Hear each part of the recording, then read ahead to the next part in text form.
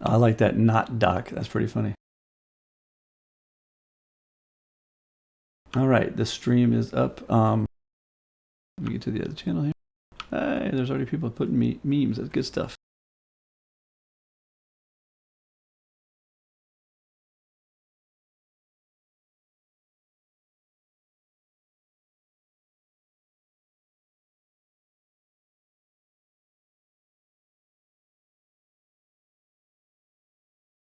All right, there's a link to the stream. I will be showing some map stuff at the end of the stream like I always do.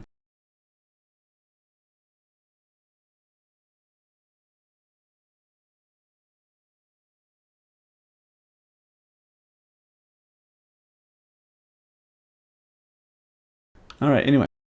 So for those that are new, do we have any new people here tonight?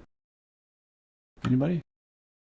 For those that are new, we use the text channel just above this channel for like typing and spamming memes and lying about being new if you sue me with a 500-hour star next to your name. Reaper, you're new, really? I didn't think you were that new. Are you really new? Or are you just new to the meeting? Making a name for yourself, then. I've seen you around a bunch. Oh, I was gonna say. Do we have anybody that's actually new? New to the server, Fear the Beard. Are you really? Well, let's check the beard out. Hold on. Fear the Beard's new, actually. Is he? Oh, look at that beard, though. Holy shit. Join. Got some beard game going there. Jesus Christ, I'm jealous. I can't grow shit like that. I got too much, like, it's weird. I'm like half Italian and half, like, Cherokee Indian. So, like, the Italian side of me, you'd think I'd be hairy as hell. But the Cherokee Indian side of me is like, nope, you ain't growing shit. Good stuff, man. Cool. Yeah, Skis, we know you're not new. Anyway, for those that are new, we go over some notes throughout the month. The admin team just keeps notes on things that we want to bring up for the next meeting. You know, something pisses us off or something cool happens or we want to give a shout out to somebody, you know, whatever. And at the server meeting, we go over those notes. And then we also have, internal type notes, things we want to discuss, where the server's going in the future, what we have planned, stuff like that, upcoming changes, whatever. After that, we go to a Q&A session where we let players have a chance to speak. They can ask questions, give us feedback, make comments, or talk our ear off for 2 hours like Doc, whatever. And then after the Q&A, I usually, after the Q&A, we start giving out the prizes for attending the meeting in game. And while we're doing that, I typically load into one of our testing servers and give you guys a sneak peek of the upcoming map we're working on, so you guys can get a little preview of that in the stream here. So if you don't have the stream, it is right here. I actually stream the entire meeting. Even right now, it's streaming. It's mostly just a chat channel for this part, but at least you get a head start getting in there because that's where the map preview stuff will be later. Oh, there's the stream right there. Eliana did it. Yeah, don't feel bad, Sumi. We still call him main one and all that shit too. T, did you, Mac's not here. Did you work out who's recording this? Oh, yeah. Is anybody recording? I forgot Mac's not here. Oh, Mac. Anybody else have the ability to record? I don't know if I can record and stream at the same time. Can I? Or technically, you can save the VOD and convert that over to YouTube. I don't know what that means. And Twitch. I don't know what that means. Another time though, because I don't want to interrupt the meeting. Okay. Okay. Well, either way, I guess we'll just see what happens then, right? I'll take notes like a stenographer. Take care, Sumi. Okay, anyway, so that's how the meeting goes. So feel free to chat and post memes and do all this shit in this text channel. Once we get onto the Q&A, we'll slow mode this channel down. Oh, it is enabled right now. 10 seconds. Damn, that's pretty rough. Anyway, once we get to the Q&A, though, we'll ask you guys to chill with the memes and the chatting so that we can pay attention to what people are trying to ask us and stuff. Because some people do it in text. So anyway, I'm going to press this record button on my stream and see if it lets me record while I'm doing this. All right, well, it thinks it's recording, so I guess we'll see what happens. All right, let me pull up my notes here. First note. Oh, that's a good one. Shout out to the staff for the New Year's party. How about big fucking round of applause to the staff for that New Year's party? That was insane. I'm sure you guys saw in my streams all the work that went into getting all that stuff put together on the map ahead of time. I think we had to wire the fireworks show 8 different times because there's a bug in Rust. If anybody, well, we got plenty of time. It's a short meeting tonight. So the bug that we had was, for some reason, it's only when you make it in the map editor, we found out after 8 tries, that any electricity, any electrical work done in the map editor is somehow it lets a little jolt of electricity get through when a circuit is fired up, even if it's not supposed to get through. Like we had blockers and all that kind of stuff, preventing the whole show from just launching at once. And it worked perfectly every time we tested it. But then when you do it on the actual map in the map editor, somehow it was letting an initial jolt like sneak through. And that jolt would light the entire fucking fireworks show at once. And like, dude, oh my God, we rewired this thing 8 different ways before because then we would try it in game. And I'm like, dude, I know this works, look. And I'd wire it up in game and it would work perfectly. And then we do it in the map and we change it and then we try a different way. And we did it 8 different times, wired up that entire fireworks show 8 different ways. And we finally just said screw it and we brute forced it. We used 2 different circuits. One circuit to completely block the power so that initial jolt didn't get through, and then another circuit to actually send the power that we needed to start launching the fireworks. Anyway, long story short, there were spreadsheets and all kinds of stuff that went into just designing that fireworks show on the map editor so that the timing would be perfect and the different stages would slightly overlap each other so there was no pause, and so that the grand finale would launch from all over the map. I don't know if you guys actually looked down and everybody's looking up at the sky. But if you look down during the finale, there was fireworks all over the map. Those were all part of the show. Those weren't players; those were actually part of the show. So that was my boasting, and my round of applause was all the work that went into that. And Bad Idea helped me out a lot with the electronics on that and the club, wiring up Club Z with all those wirings and the DJ stuff and the lasers and the lights and all the lag we could give you guys basically.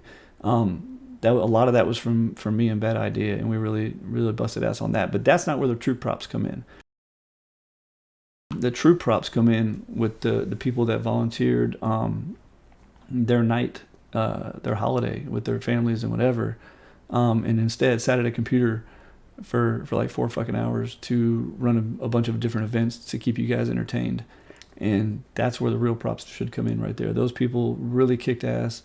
The event went flawless. Another big shout out to like Aliana and some of the other people that spent all day on New Year's Eve, not just the event, but all day building that stuff by hand. All those little booths and games and stuff you guys were playing, those were all built by hand. Like those were the admins spending their entire New Year's weekend building stuff for you guys to play and have fun with. So big shout out to that team and to those that did all that stuff. That was. I could go on for an hour about how impressive that was. They really kicked ass, and it made that a fun night. It was just incredible. And then the final shout out would be to the players. Few troublemakers here and there. I think I only had to ban 1 person maybe. That's probably a record for our New Year's parties. We do a New Year's party every year. We do lots of events every year, but the New Year's party. I think that was the least we've ever had to ban, which I think was 1 player. You guys correct me if I'm wrong on that. I think we only banned 1. No, two. Yeah. I forgot about the racial slur guy at the very end there during the fireworks show. But so just 2. Like that's actually still a record. Usually we have to ban like half a dozen at least. So. Yeah, actually, I think it was 3, but. Okay, well either way, it was a great day. we're still breaching record territory there. So appreciate the players. Oh yeah, I thought the Rocket and the Satchel Kid were the same person. That's why. My bad. Either way, the players. Jeffy. What? His list: 1 Rocket Kid, 1 Satchel Kid, 1 racist. I mean, he's not wrong though. That's Rust in a nutshell, right there, folks. And that pretty much reminded me of exactly what he was talking about. So he's right. But yeah, even then, that's still really good. Think about this: anybody who's been on our server for years or who just joined last week. The fact that we had that many people being that rowdy, because it's a party, it's a party, there's games, we're having fun, so of course they're gonna be rowdy. We had that many people being that rowdy.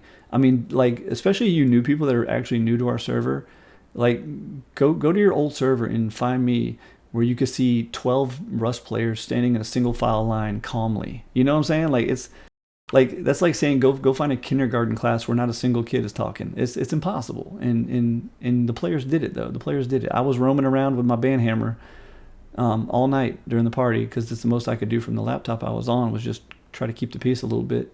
And sure enough, I mean, every booth, most of the players just stand in a single file line. You know, a couple of them being rowdy, but you guys just did a great job, man. So props to the players for making the event fun and not ruining it by being trolls or being jerks. So I really appreciate that from all of the players too. Sorry, you guys' chat is distracting the shit out of me. Okay, moving on to anyway, the whole goal there. Big shout out to the admin team for that event, by the way. So I know I've said it 5 times already. Big shout out. Those guys sacrificed their night to do that for you all. So big shout out to them. Moving on. You cannot foundation wipe raids. So I don't know why that note's in there. It's almost a month old. Somebody must have asked about it or said something about it. So yeah, you can't foundation wipe raids. Without dragging this meeting on longer than it should be, the nutshell of it is when raids are pasted down onto the map, it's just something to do with the way they're pasted with stability. That stability has to be turned off for raid bases because they're like pasted like piece by piece, if you know what I mean. I don't know if you guys have ever watched like a nightmare base spawn in or something, but things are pasted piece by piece. And if you don't have stability, or if you have stability, they just crumble. So we can't have stability in them, which means you can't foundation wipe them, which we've had a couple players in the past like, I tried to foundation wipe it, it's bullshit. Like, well, you should be foundation wiping them anyway. Honestly, if you look at the way we calculate the boom cost, you're never going to profit if you're trying to foundation wipe the raid bases. Speaking of boom cost, I'm going to insert my own note here. If everybody gets a chance later on, don't do it right now during the meeting because it'll take you a minute to read it. Go to General Discord. Where's our General channel? Right there, General channel. And then click on the little pinned messages. And you'll see this big one from yesterday from Aliana. It's actually an older one that I had her repost because we revamped our Discord and we lost this message. But luckily we have it archived, so we reposted it in the new channel. That's not the boom cost pin. That's the exploit pin. Oh, I thought this was the. Oh, I could repost the boom. The boom cost one is the one I want. Yeah. Yeah, I'll find it. Yeah, get that one in there. So I'm gonna have her post it. Y'all see me pin it later. Yeah, then you knew exactly what I was getting at, Eliana. Yeah. Yeah. So when you see a giant novel from her later and you see me pin that message, do me a favor when you get a chance and read that. I'm actually going to get that added to our wiki or to our support guidelines or somewhere so that it's always permanently embedded in everybody's brains. But it's basically the entire thought process behind, holy shit. It's basically no, not that chappy. Yeah, let's no, that's not the one I was looking for. I found it. I'm Okay, she can post it in general, but it's pretty much the anytime you have a question about raids, you're like, well, why is it this way? Or why didn't I profit on this? Or why did I get so much out of that? Or why does a medium only have, it's the answer to all your questions about how we do our raid bases. So there you go. I appreciate you trying, Chappie. That's all good, man. I know what you were thinking too, but that wasn't the exact thing I was looking for. But thank you anyway.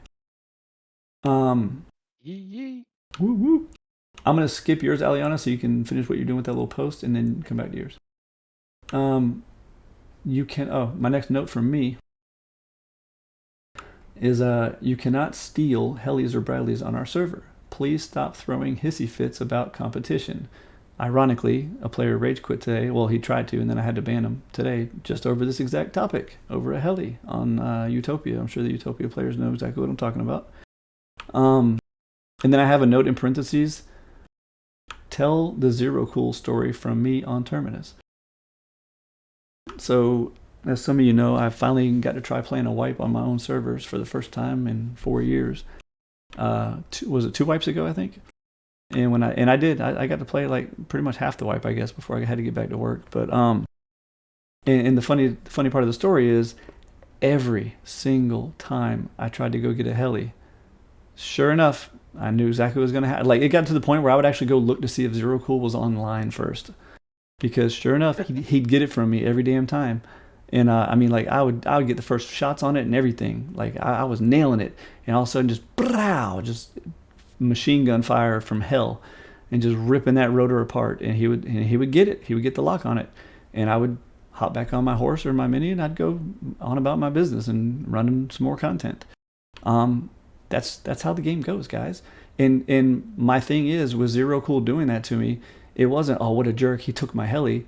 It was, damn, I got to get better at taking helis. I got to get on his level. You know what I'm saying? Like that, it's just how it is. Some people are going to be better at certain aspects of video games than you are. It's just the way it is. It's period. Zero Cool is better at taking helis than I am. So he always, when we contested a heli, he always got it. Was I mad? No, not at all. I didn't even feel put out. I mean, it was just like, whatever. Yeah, exactly. It is what it is. I just moved on and did some other content. So a lot of the negative topics we have to cover in these meetings are pointless because the people that come to these meetings are the good guys, the people that abide by our rules, the people that, love the server, and the people that are just dedicated to the server. And so we're really talking at a brick wall here because the people in these meetings are not really the ones we have to talk to. But the point being is, it's just how it is. It's just, we have the plugin design. We paid a lot of money and had that plugin customized, like 4 different times to finally find a balance to where people really had no way to get angry about things. The history of it, and I'll be as quick as I can. First of all, it was the same with Bradleys and Helis, just so you guys know. So it doesn't really matter which vehicle I describe here. But in the old days, it was whoever got, in the old days it was just a rule. Whoever got the last hit on it got the loot. That's the way the loot plugin worked. Then we changed it to whoever hit it first got it locked to them. But that was terrible because then someone would go all the way to the heli tower and they watching the heli come in, getting ready to take a snipe shot at it, and then some guy on the beach would just pop it real quick with a SAR, and now it's his, and that's not fair because he's not even going to fight it. He was just doing it to be a troll. Then we changed it to whoever did the most damage to the heli would get it. And again, like I said, this goes to Bradleys and Helis. And keep in mind, each time we had to pay a lot of money to a developer to customize these plugins and make our own custom plugins for this. When we did it to the most damage, then the problem then was, well, I've been working this heli or working this Bradley. And, this was back in the old days when HV rockets didn't do Bradleys. You had to use, like C4 and shit, hiding at launch site and jumping out and throwing a C4 on the Bradley or whatever. And somebody could be like, I already did blah, blah, blah amount of damage. I've been busting ass fighting this Bradley, and some clan just came over here and just popped it real quick and took it from me and did the most damage, even though I already did a bunch of damage to it, and that's not fair. Well, I agree. That isn't. So then we got the plugin recoded again to be a damage threshold, and I can change that threshold at will now. It's in the config, and we have it set at 20%, so that if you do 20% damage to a vehicle, we feel that's enough work that is now yours, that is finally yours. It doesn't require you to do 51% damage like NPCs do, because that's a lot of damage to do to a heli, and someone like Zero Cool could come along and do it quicker. So you only have to do 20% damage to get those things locked to you guys. And we feel that's fair. I mean, and then you have 10 minutes to finish it off. And the reason being is, you don't want an invincible heli flying around the map because it's locked to somebody who decided they can't take it. So after 10 minutes, it will go back public again so other people can try. I will tell you, I had a taste of my own medicine probably a dozen times where I couldn't do enough damage to get the lock before Zero Cool did the damage to get the lock. And that's just how the cookie crumbled, and I went on about my day. Did I still get to take helis? Hell yeah, I took a bunch of helis that wipe. But just, some of them I didn't because he managed to lock them before I could. So anyway, the point being is the phrase, someone stole my heli or someone stole my Bradley, does not exist on our server. So please stop using it and please stop raging about it. We had a player raging like hell today to the point where I had to ban him over a heli, over a public heli. Like, really? It's not that serious. We even let you guys call in personal helis. And if you didn't notice, we did not adjust the price of the public helis as high as they should be, to go along with all the inflation of RP that we have going on. The helis are cheap, dude, like really cheap. There's skins that cost more than the heli. So, can I add yep. one thing to that? So, just food for thought. I understand, when it's about competing things, and I also understand that there's certain things that you can just straight up take out from under somebody, like cargo or oil or raids. Even I had someone sniper raid for me yesterday, and that was really frustrating. Just one thing to kind of consider is when you're playing on a server that has a lot of people, the competition to get locks on things or to get claimed to things is pretty high. I would just, say, sometimes you lose out and you just kind of have to let that go. even if it was kind of dickish how it happened. It's more about not having drama, and if content is that super super important, we do have low pop servers where Bradleys will stay up for hours because everybody who's online is already locked out. So, and they have to live with the lockouts that we enforce on our main servers that have, or our bigger servers that have more people on them. So, just food for thought. It's all about having a decent day and not having a bunch of problems with people. Okay, well, I got 2 more things to add real quick. Is number one, I'm going to reply. This stuff's been scrolling by too quick, but I caught Epic's Infinity here. I'm not going to raise that much, but when someone deliberately warps to the tower to lock it after I finally tag it, and I'm reloading my clip, well, why didn't you just? My point being is the reason we have it set the way we have it is nobody can do any action that you two can't do. That's my point. Like Zero Cool taking the lock from the heli that I was trying to lock too, he can't do any ability that I can't do.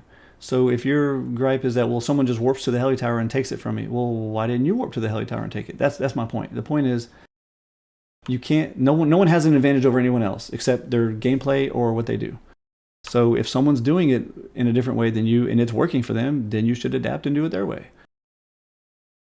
And if it's the gun issue, well, I mean, it's the same thing as if you go play World of Warcraft and somebody has the top raid gear and you don't, you can't get mad at them because they're surviving stuff that you can't survive. I mean, they got the loot and they got the gear and they did it. So even if it's not a skill issue, it's just part of the game.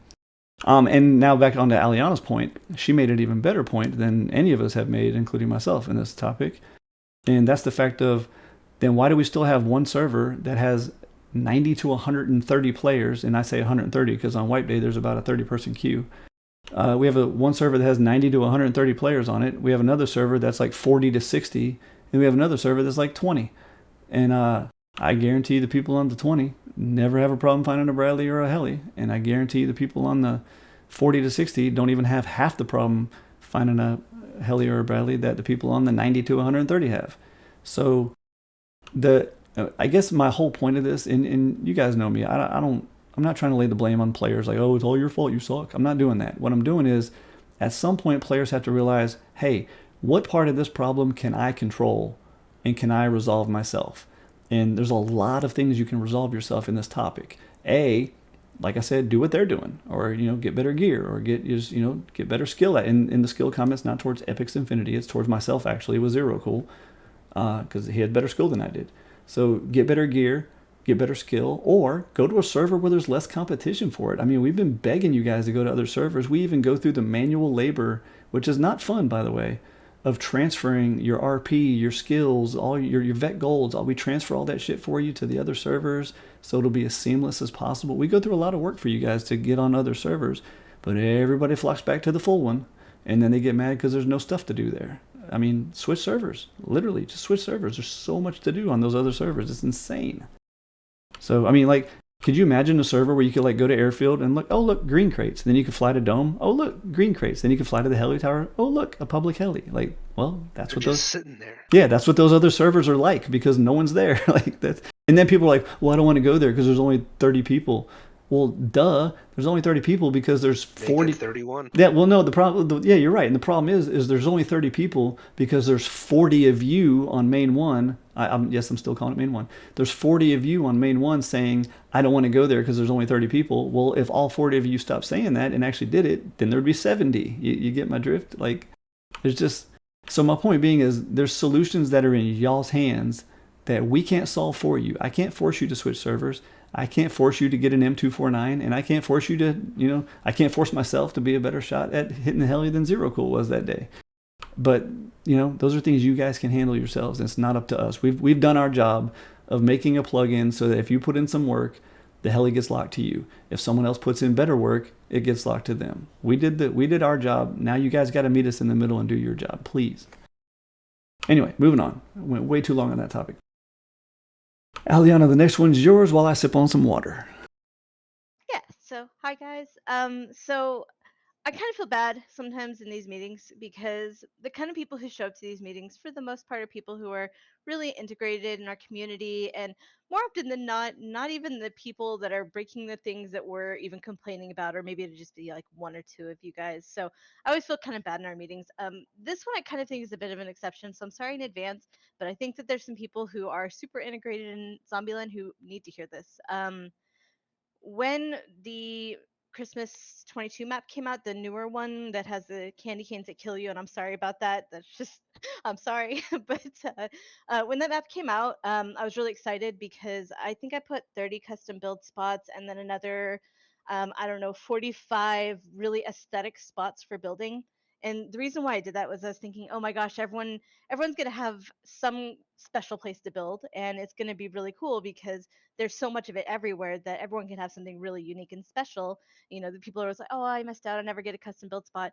Um, I've got to say, the drama, at least on Outbreak, that surrounded custom build spots on the first couple of days was so frustrating to me, because it was just ridiculous. And it kind of goes to the thing of when we put an effort in to do something or make something special, and all it does is cause problems. It kind of really influences us just not to do those kinds of things. And I know a lot of people are really chill about it, and you snooze, you lose, and it's not a big deal, whatever.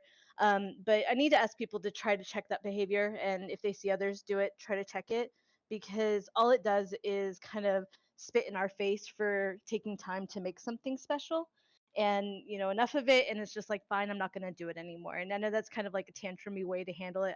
I don't want to do that, but it's not worth the drama that comes about. So that's it. I just kind of wanted to say I was really disappointed about that. So if you were somebody who had taken part in any of that, um, just try to consider yourself and understand that we get new players all the time, and sometimes they have a chance to get a custom build spot too, and that's really cool. And sometimes you don't get one, and that really sucks. And that's just how it goes. So that's it. I just wanted to bring up that some people were very Scroogey about that kind of thing, and I would hope to see that kind of thing improve in the future and be discouraged by others. All right, you good? Hmm. Cool. All right, moving on to the next one. Price increases. Oh God, I've been dreading this topic. I almost just aborted this topic completely and just took the loss. But donations have been extremely down for like the last 3 to 6 months or so. So I'm gonna have to bite the bullet. So we got hit with a double whammy. I'm sure some of you've already heard me talk about this already. I'm so pissed off about this, and it's not the players. It's the company that's pissing me off. The first whammy was OVH has raised their prices multiple times over the last 6 months. The first one I was just like, oh well, it is what it is, no big deal. And then they raised them again, because inflation. I bought a side topic. I bought a jumbo iced honey bun this morning, like to snack on for breakfast, like from the gas station. And I'm telling you, like, they're doing that shrinkflation thing where like they shrink the product so blatantly obvious and still charge the same price type thing. Like this honey bun didn't even fill like half the bag anymore. I'm like, what the hell's going on here? Like, what is this? Like, it literally. It went from like one of the I always get the same one. It's always the same brand. It's like Hostess Jumbo Iced Honey Bun. You got the white icing on it, and they're so big that like half the time I don't even eat the whole thing. Like if my wife gets one, she breaks it in half. She can't even eat the whole thing. And like today, it was like the size of like a chicken nugget. I'm like, wait a minute, what the hell's going on here? Anyway, so yeah, just like every other company is doing in the world, they're blaming inflation on everything. Like I swear to God, like my dog, shits twice as much now because inflation. OVH has raised their prices multiple times on us. Yes, all the server hosts are doing it. So no, the answer is not, well, let's leave OVH then. No, that's not the answer. They've provided us excellent service, by the way. We actually have, probably because we spend so much money with them, I guess we're on like another tier of customer because we spend a pretty fucking big amount of money with OVH every month. I've had mortgages less than what we spend on our dedicated boxes every month. So obviously they treat it. We have actually like a personal representative. Her name, what was her name again? Kelsey, I think it was. She's actually really cool though. I mean, like we have all her personal contact information, and she's directly like reached out to us from OVH. And man, I don't remember what the last problem was because it was like probably like 6 months ago. I'm sure the admin team will remember the story or what I'm talking about. But man, she went to bat for us, dude. So we got like a personal representative there. Like anytime I need her, I can just email her like, hey, I don't like how this is happening. And she oh, I remember it was that the bad nodes to the new box. Remember, guys? Yep, Sure. yep, I remember that. I'm sure the players even remember that. Yeah, remember all that? Well, she got us. She said, "Screw it, man." She set us up a whole new Deddy and helped us set it all up. Didn't charge us a dime to get it set up. And then here and try this out and see if this works better. And if it is, we'll credit you back for that one, and we'll get you moved up. They took care of us, man. They took really good care of us. So the answer is not to switch hosts, but they definitely raised their prices on us twice now. And again, all server hosts have been doing it, so it's not just OVH. And I mean, they still give us great service, so it's definitely worth to keep us as customers. But even then, I was kind of willing to just bite the bullet and take it as a loss. But then Tebex hit us with the triple whammy. So I'll make another long story short if I can here. We had a different store a long time ago. Believe it or not. Believe it or not, we have two stores, and the old one is shut down. The reason being is when we first opened our Zombieland donation store, it took about 6 months for players to convince me to accept donations when we first started Zombieland. It wasn't that many players back then, but and then when I first made a Tebex store, it was probably like maybe 8 months into having Zombieland. So we were about 8 months old when I finally made a donation store. And when I did, it worked out good and everything. And then Tebex convinced me to try out their new Tebex checkout system. And it's like all kinds of cool features. You can have more payment options, and you're immune to chargebacks. We'll swallow all chargebacks and blah, blah, blah. And we used to get a ton of them back then with people ripping us off. We don't get that many now. Anyway, so the point being, they tricked me into going to, I'm like, oh, that sounds great. Why not? Why would I not do that? So I took it. I took their offer up and upgraded our store to that feature. And come to find out that what they didn't tell you is they take a much bigger chunk of your money as a fee for every transaction in that feature. And on top of that, they hold your money in a what they call a wallet for X amount of time. So you can't even access your own damn money for X amount of time. It's just a bunch of bullshit, right? And it's a per transaction thing, not a per month thing. Anyway, long story short, there is good to it. Like I said, the swallow chargebacks, and there are other payment options and stuff. And there's some other cool features that it does enable us to do. But on top of that, it's the per transaction fee is definitely going to be higher. So that's kind of hitting us with a double whammy there. At first, I was so pissed I was going to go elsewhere. But then I really started crunching the numbers on stuff. And come to find out that it actually eliminates because we're on an enterprise plan here. Because you can only have so many transactions per year or something and all this crap. Well, anyway, the long story short, we actually pay a monthly fee to use them in the first place. So I found out you don't have to pay the monthly fee anymore, but the per transaction fees are higher. And ultimately, I broke it down and did the math and started really calculating, okay, well, how many people get, Vet Gold or skill point boosts or whatever each month, and how much would that... I did the math. It's not as bad as I thought. Like, it's not bad enough to make me want to run away from them, especially because of the fact that it'll allow more payment options than PayPal, and it'll cover chargebacks from now on. But at the same time, it is a price increase on us. So between that and the two different price increases for OVH, I just got that knot in my stomach for this last line here. We're going to be slightly raising Vet Gold prices and stuff like that here shortly. It's not going to be through the roof, but we have to, man. I mean, like, you got to remember, like, these Vet Gold prices and the prices we have set for our stuff in the store, those are from, like, back when I first made these servers, like, 4 years ago. And they haven't changed. No, they changed once, I think, ever in our history. Like, way back when I first made it. I think, like, 2 months later we changed it. But I hope you guys know it's not for any nefarious reasons. I'm not trying to take all the admins to the Bahamas or nothing like that. I mean, that'd be great, by the way. If anybody's got, like, an extra 50 grand laying around, you want to send us to the Bahamas, we would definitely take it. But Can't live life with just one Bentley anymore. Right? Yeah. I don't know, man. Like, it's you can probably tell this topic's really stressing me out. I don't like doing this kind of stuff. I mean, like, if it makes you feel better, I give you some examples. Doc is always our top donator, as everybody knows. And Doc has actually asked me before to lift the restrictions on how much, he can get boosts and donate stuff. That's how generous Doc is with helping the server stay afloat. And I've told him no. I mean, like, so that would be more money coming in, and I told him no.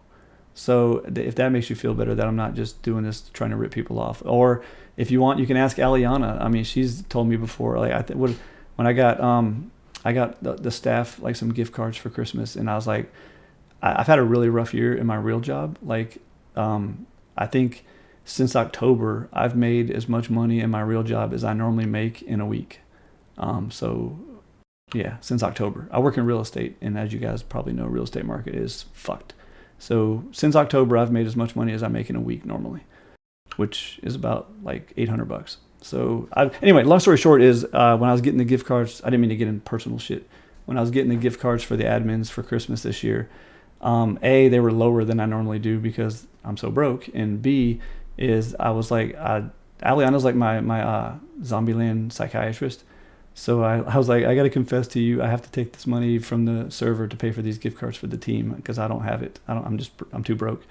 And she was like, why the fuck would you even care? Like, why is that the problem? I was like, I don't know. I just feel guilty. So anyway, and she can vouch for me that conversation really did happen. So just so y'all know, we're not raising the prices to try to suck more money out of you people. We're just trying to cover the increase in the costs. So yeah, real estate is fucked right now. Real fucked. Anyway, Okay. so It's all good. yeah, I know. I did. Me and you had this conversation for hours. You know how guilty it makes me feel. Anything that has to do with money type stuff. So anyway, we're gonna raise the cost a little bit. I think I don't know. We're not gonna like double the prices or nothing like that. So it shouldn't be too much more. Our profits and margins are not increasing whatsoever. We are raising our price in response to an increased cost of goods. That's the best way to phrase it, exactly. And just so you guys know, like, don't worry about the server. We're fine. Hell, as long as Doc is playing this game, we're always gonna be fine. But we keep a lot. We keep a lot of reserves and stuff like that. We have to pay taxes. We have pretty hefty tax bills each year. We have to pay taxes and we have to do all that kind of crap too. So and there's a lot more than just paying for the dedicated servers. I don't know if you guys realize how many different services we actually pay for. I mean, Battlemetrics and we have all kinds of paid Discord things and just we have all kinds of stuff. So in maps and plugins, it goes on and on. It's not just the upkeep of the servers. But like I said, don't let my speech here make you guys feel like, oh man, we need to donate more important. No, and it's not like that. You guys, the server's fine. I promise you the server's fine. Like I said, as long as Doc's playing, the server ain't going no damn where. That's for damn sure. So everybody give him another round of applause, by the way. He's top donator fucking again. Every month, Doc keeping the damn server going for sure. But I just wanted to really get it off my chest of why we're going to increase the prices of some of those things a little bit. So I just didn't want you guys to think we're trying to grub you. Okay, I got to get off that topic. It still stresses me out. Moving on. Possible ill side effects of the store changes being forced upon us. I don't know at all what's going to happen. They are forcing this change. I think they said January 9th, I think is what they said. So that'd be a week from yesterday. So I don't know what's going to happen. I know for a fact it can't, whatever they're doing, it can't change like your vet gold. Like it's not going to cancel your vet gold or none of that kind of crap. What it probably is going to do, and this is out of all the things it could do, this is the one I'm most sure of, is if you have a subscription of vet gold. A lot of you subscribe to vet gold just so you don't have to remember to renew it each month.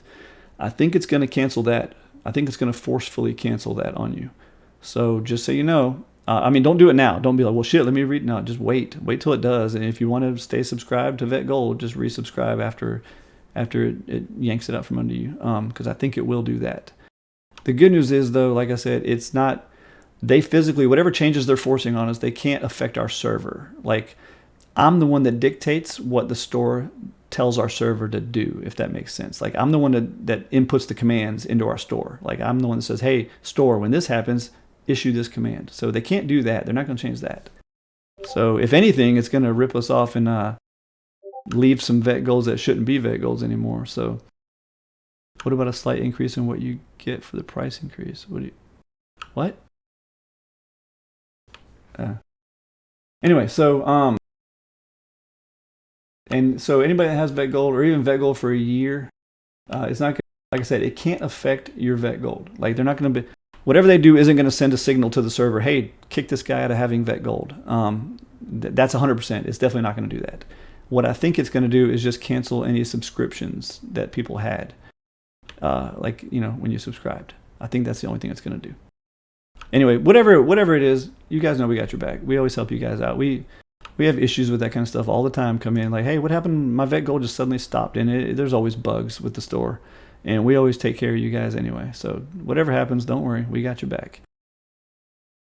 Yeah, no, it's always if you notice anything irregular, just open a ticket. I mean, it's definitely not intentional. And speaking of which, this isn't in my notes, but I'm going to touch on it really fast. I was trying to wait to bring this up until I finished, and I haven't finished. But this is pretty, I'm close enough to being finished. I decided we kept noticing weird anomalies. Like, you'd see vet goals, you're like, damn, we got a lot of vet goals, man. Why are the server donations so fucking low lately? Other than Doc. Anytime we discuss server donations, we just pretend Doc doesn't exist so we can get a real accurate number. But we're like, damn, donations are so low lately, except for Doc. What the hell is going on? We got so many vet golds. So we decided to, here, I got that link right now, I think. Oh, no, I don't. It's a Steam ID. So we decided to do an audit. So we basically wrote a plugin that I can put in the plugin. You guys realize Vet Gold is just a Oxide group. It's like a rank. It's literally just a group that you're added to, and then you get removed from when you lose your Vet Gold.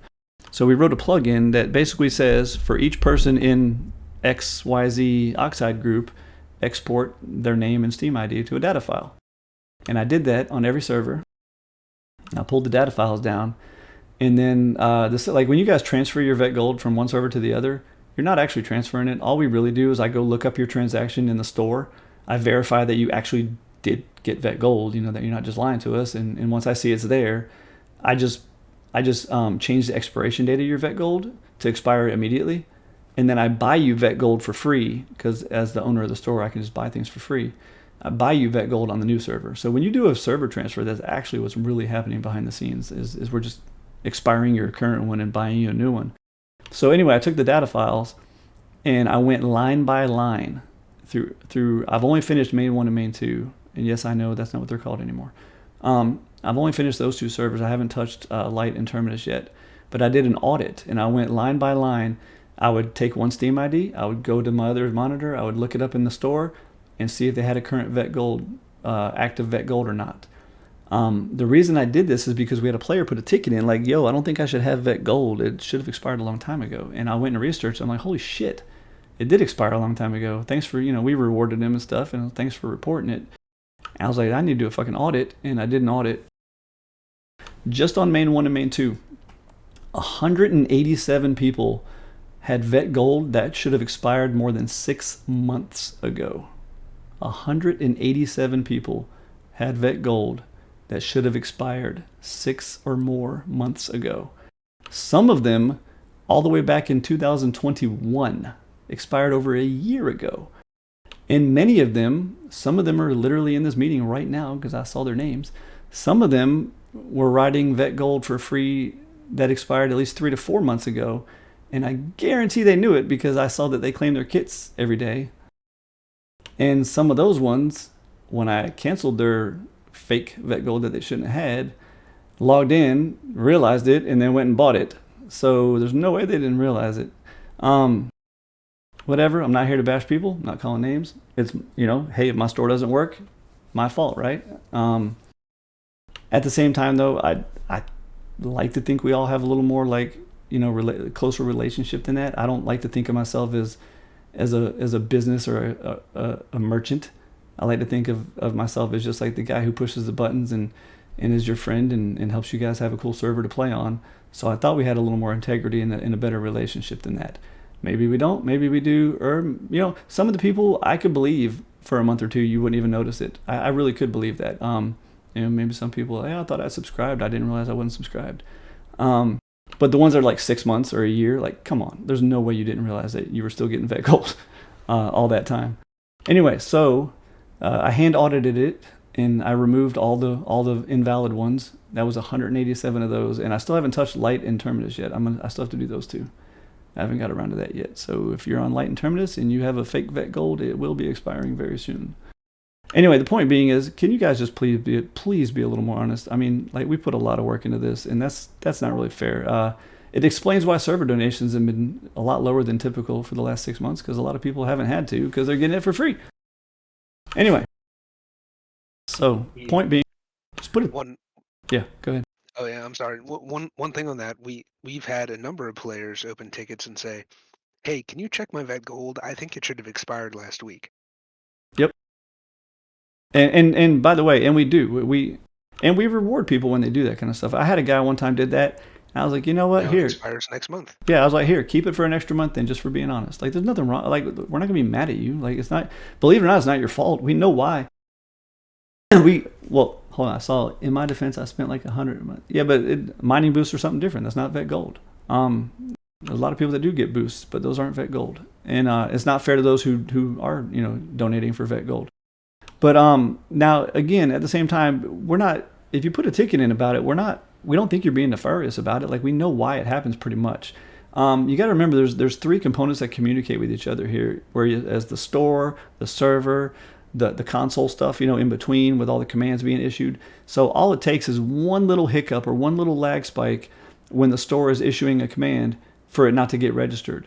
Like, the server has no way to tell the store, hey, what was that you were just trying to tell me? I didn't quite catch it. The server can't do that. So when the store says, oh, this vet gold just expired, remove this player from vet gold rank. And if the server just doesn't catch that message, because maybe there just happened to be some kind of network latency thing, or maybe the server hiccuped at the time it happened or whatever, we think that's what's happening. Just randomly, it's just not getting the message. And the server has no way of telling the store, wait, I didn't hear that message. Can you repeat it? So the store thinks, cool, I sent the message. Everything's good now. So it's not your fault. We know you're not doing it to try to rip us off and shit, but we think that's what's happening. It's just, the server not receiving the message like it should and not taking away the vet gold. So, yeah, Doc and Tony, again, I know I keep touching on this, but that little duo right there, Doc and Tony, those guys they've been keeping our servers funded and buying new maps and new plugins. I bought actually 3 new things today for the server that you guys will be seeing real soon. Just today alone. And again, Doc and Tony, everybody give them a big round of applause. They've been our top donators for many, many months in a row. Really cool people if you don't know them. Doc gives me a lot of shit, but deep down inside, he's actually a really cool dude, and I have a lot of respect for him and his buddy Tony there. They definitely like to burn our servers down, but they definitely care about the servers. How about that? It's very obvious that they care. So give them a big round of applause, because they're the reason Light and Terminus are even online, honestly, because they technically paid to get those boxes fired up. So anyway, the point being is there's a lot of free vet golds out there. They're going away. So moving on. I'm rambling way too much tonight. All right, sorry, I'm reading my next one here. It's a long one. I want to make sure I wasn't very angry when I typed it. I don't say something mean. Oh, I know what this is about. Okay, yeah, I'll read this one. It's okay if I'm angry for this one, because I should be. So my note, I'm just going to read it. And here we are, still dealing with 95% of all tickets asking us to spawn in stuff for players, refusing to run shadow plays so we can at least see what they had, and then rage quitting the server and cursing at the admins when we won't do it without proof. I've explained this literally every month for years, and as I type this, yet another player is rage quitting over a stupid minicopter because we won't just take his word for it. Yet he cannot be bothered to run shadow play to show us what happened in a game that does not log anything. Really getting sick of this shit. Can't do a single thing to help us out, like get us some evidence. But goddamn if we don't just do your bidding immediately without any knowledge to back up your claims. Absolutely ridiculous, and I am fed up with it. From this meeting forward, I will be instructing all admins to just flat out reject any ticket that does not contain evidence, if it is a ticket type that needs evidence, obviously. I am just freaking over it. So I know that sounded very angry and ragey, but I don't think you guys comprehend quite how. What's the opposite of exaggerating? Is there such a word, like non-exaggerative, or I don't know. I don't think you comprehend how not exaggerating this is when I say that 95% of all of our tickets that should have evidence never have evidence.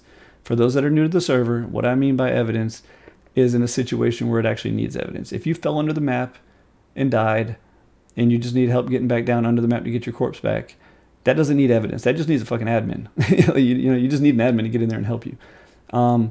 If something's actively happening, if you're in your base and there's a guy standing outside your base screaming the N-word at you, and you're like, admins, help, this guy's doing this right now. And we can just log over, and there's an admin online. He can just teleport over there and hear it happening. You don't need evidence. Admins are your evidence for situations like that. If admin sees it, that's all the evidence we need.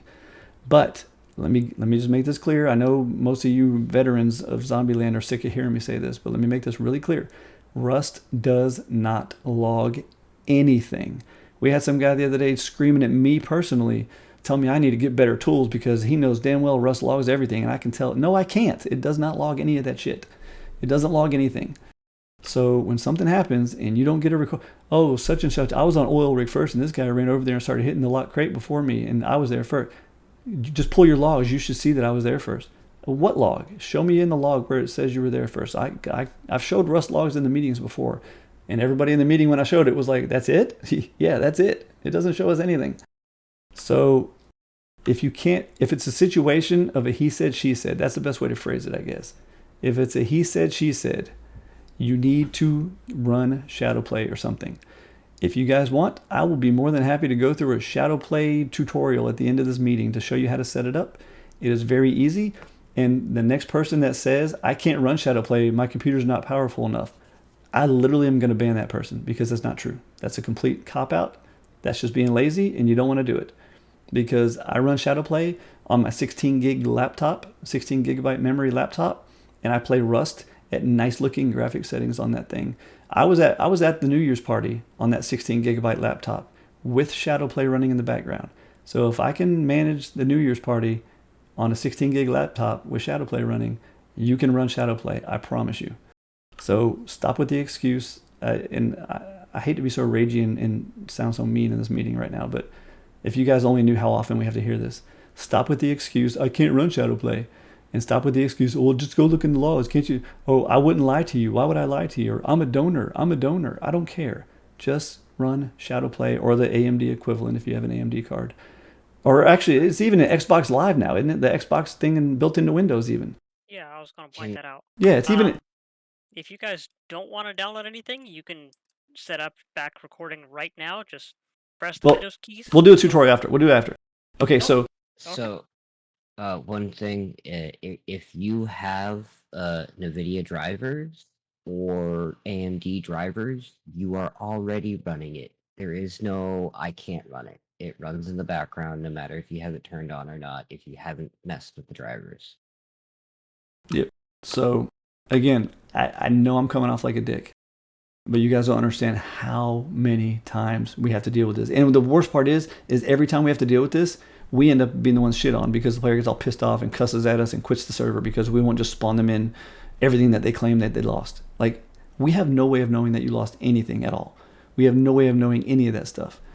So again, if it's a situation of somebody needs to take somebody's word for it, you have to get us proof or we are going to start rejecting the tickets. And I mean rejecting them. Ticket comes in. Hey, blah, blah, blah. I'm on infection. What happened? I was at oil rig first, and this guy landed his minicopter and hit the lock crate before me and already took it and already went home with it all. Do you have video evidence? No, I don't. Boop, ticket closed. Done. That's it. Ticket's just going to be closed. We're not even handling them anymore. From this point forward, if you don't give us the evidence, if you can't take that extra step to get us the evidence that is already built into your computer anyway, then we're not going to take the extra step to sit there and let you yell at us for half an hour and then rage quit the server. Again, I know new players like, man, this server owner's a dick. But I'm telling you, 4 years of begging players to listen to this. 4 years of begging every single month. It ends right now. So, moving on. Well, I promise we'll get to some positive stuff here. Moving on. Oh, okay, this is a really quick one here. Let me copy this little screenshot. Oh, Ailden, good to see you too, man. Hey, that's my boy right there. This dude, I don't even remember what you were doing, Ale, because the other admins were asking me. I had an admin ask me one day, did you ever find that guy you were looking for? And just a funny story to the players. That Ailden here, he's been playing our servers for a long fucking time, like probably 3 years or something. And one day, and the thing that really struck me, like I know people quit Rust all the damn time and then come back 6 months later. We have it all the time. One day he just disappeared, and I'm just like, no big deal. He's probably playing something else like everybody always does. But I noticed like he got vet gold like 2 days before that, and even got like a Z level boost or something like a day before that. And I'm like, wait a minute, why would you spend that money and then just disappear? And for months and months and months. And I'm like searching everywhere. I can't find him in Discord. I like I'd like doxed his ass, like his personal info, like email, so I could, hey, are you okay? I just want to make sure you're alive and all this shit. And I don't remember what you were actually doing, Ale, but I finally found someone else who happened to know him like outside of ZL, and they got in touch with him, and I was just worried about him. I thought he was like in the hospital or something. So it was pretty funny. Good to see you, Ale. I'm glad you're here. Anyway, so this next one is a really easy topic. That screenshot right there, my note just says, kudos to this. I'd love to see more of this. I really enjoy seeing people in all the different voice channels like that. It really promotes a sense of community. Matter of fact, I'm gonna start stopping in on some of them channels and just saying hey and hanging out with you guys a little bit. I really like to see that. So you guys feel free to jump in there and use them voice channels like that. If you ever have a problem player in one of those voice channels, just get an admin real quick. We'll jump in there and handle them. But it was really cool. One day I just opened up Discord and saw each server had a couple people in their voice channels, and that was pretty impressive. So good stuff. Moving on down. By the way, if that's you admins DMing me or something, I'm not paying attention to that. Oh, it's not. It's probably a ticket. All right, moving on down. Alion, you want to hit that one? Let me get a breather. Yeah, actually, I have two things, even though I only typed one. Because I was thinking this is maybe the first meeting that we've had where I have two negative things to say, and I really hate that. So I do want to at least say something positive at the end. But the negative thing I have to say is please stop sharing the quest solutions in general chat or DMing them around to every single person online. We see who does it. We know who you are. I understand that sometimes content gets frustrating. At the very least, please don't say it in all chats. Some people actually enjoy the element of challenge of trying to figure it out, and having things spoiled for them is deflating. And I'll tell you, as somebody who takes time to make new things, for example, I took time to redo the trivia house on this map for the second go round so that people would have something new to do. And literally day one, everyone just was posting all of the answers in chat. It really cheapens the effort that we take to make content for you guys. And if you're part of the people who do this, be really subtle about it and just do it amongst people who are willing and away from other places that could give it away. Kind of goes to what I was saying earlier about the custom build spots. When we put stuff out there and it gets just completely cheapened like that, it makes it hard to want to put effort in because it just is like a freebie for anybody. And the quests already have enough freebieism within them that they don't really need to have. I mean, there's like 9 custom monuments and 4 of them have quest NPCs in them. So you could work it out, or maybe even take the chance to group up with someone you don't know and go and experience something fun together. But at the very least, just don't put it in all chat. Again, with the custom build spots, when we have stuff like that, it just tells us like we need to stop. We need to find something else that isn't this gameable. And I really like the quest line, and it's fun hiding the NPCs. And I know that sometimes you guys get frustrated about it, and that's just part of the game. Sometimes there's things that are frustrating, and when you actually beat it, it feels really good. So it's worthwhile. um then the one thing I do want to say, because like I said, I hate to have just two negative notes. I do want to say I got to pretty much play the entire month, and I really enjoyed it.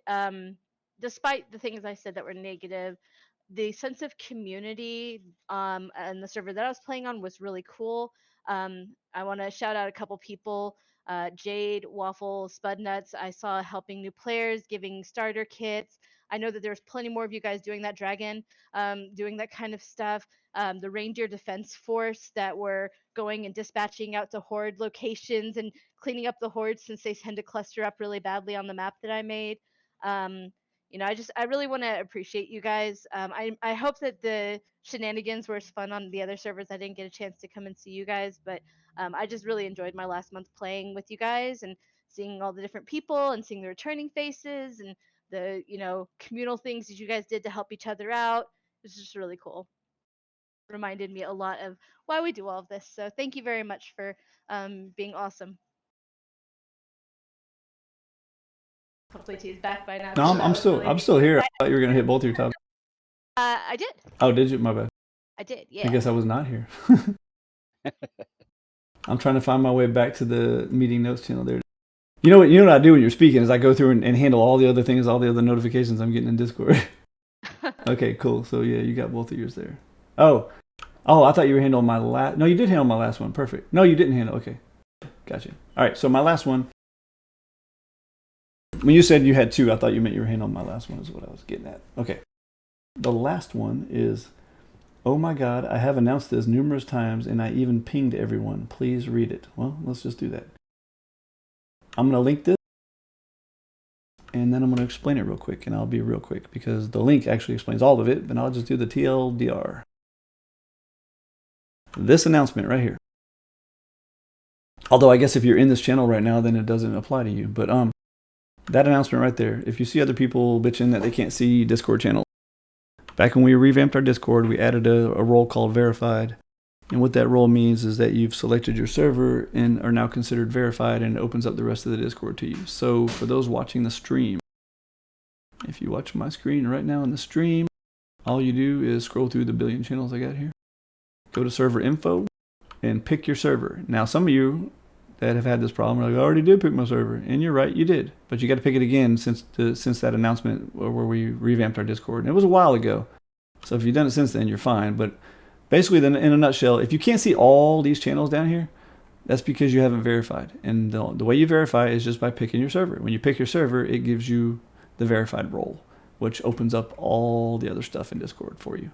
It won't open up every server like you see on my screen. You'll just have your server. But you know what I'm saying. If you're missing channels or you feel like, man, here's a good clue. If you can't find the map preview channel, which is down here in the wiki, right here, map catalog. If you can't find that channel, then you're not verified and you need to go do that. If you can't see the map catalog channel, then you need to go up here to server info, and you need to, if you've already picked it once, just click it to unclick it and then click it again to make sure it's selected. And that's how you do it. And that's how you get yourself verified. So you can see all the channels in Discord. Yeah, I mean, yeah, you haven't been around in a long time, Ale, so I understood. When yours came in, I almost rolled my eyes and I was like, oh, wait, that's Ale. He hadn't been around in a while. But, I mean, I even had an admin. Like, hey, why can't I see that channel? Dude, you got to verify. So it happens. Hell, I even had, I think, God, I don't want to call anybody out. I think even one of the leads at one point back when we first did, like, well, shit, I can't see a couple of the channels now. I'm like, dude, come on, man, really? So don't feel bad. Everybody does it. I'm just putting it out there one more time to make sure people see it. I think that is the last note that I had. See, that was a quick one there. We're going to go on to I got to let the admins have their turn here quick first. Save your questions, guys, gals.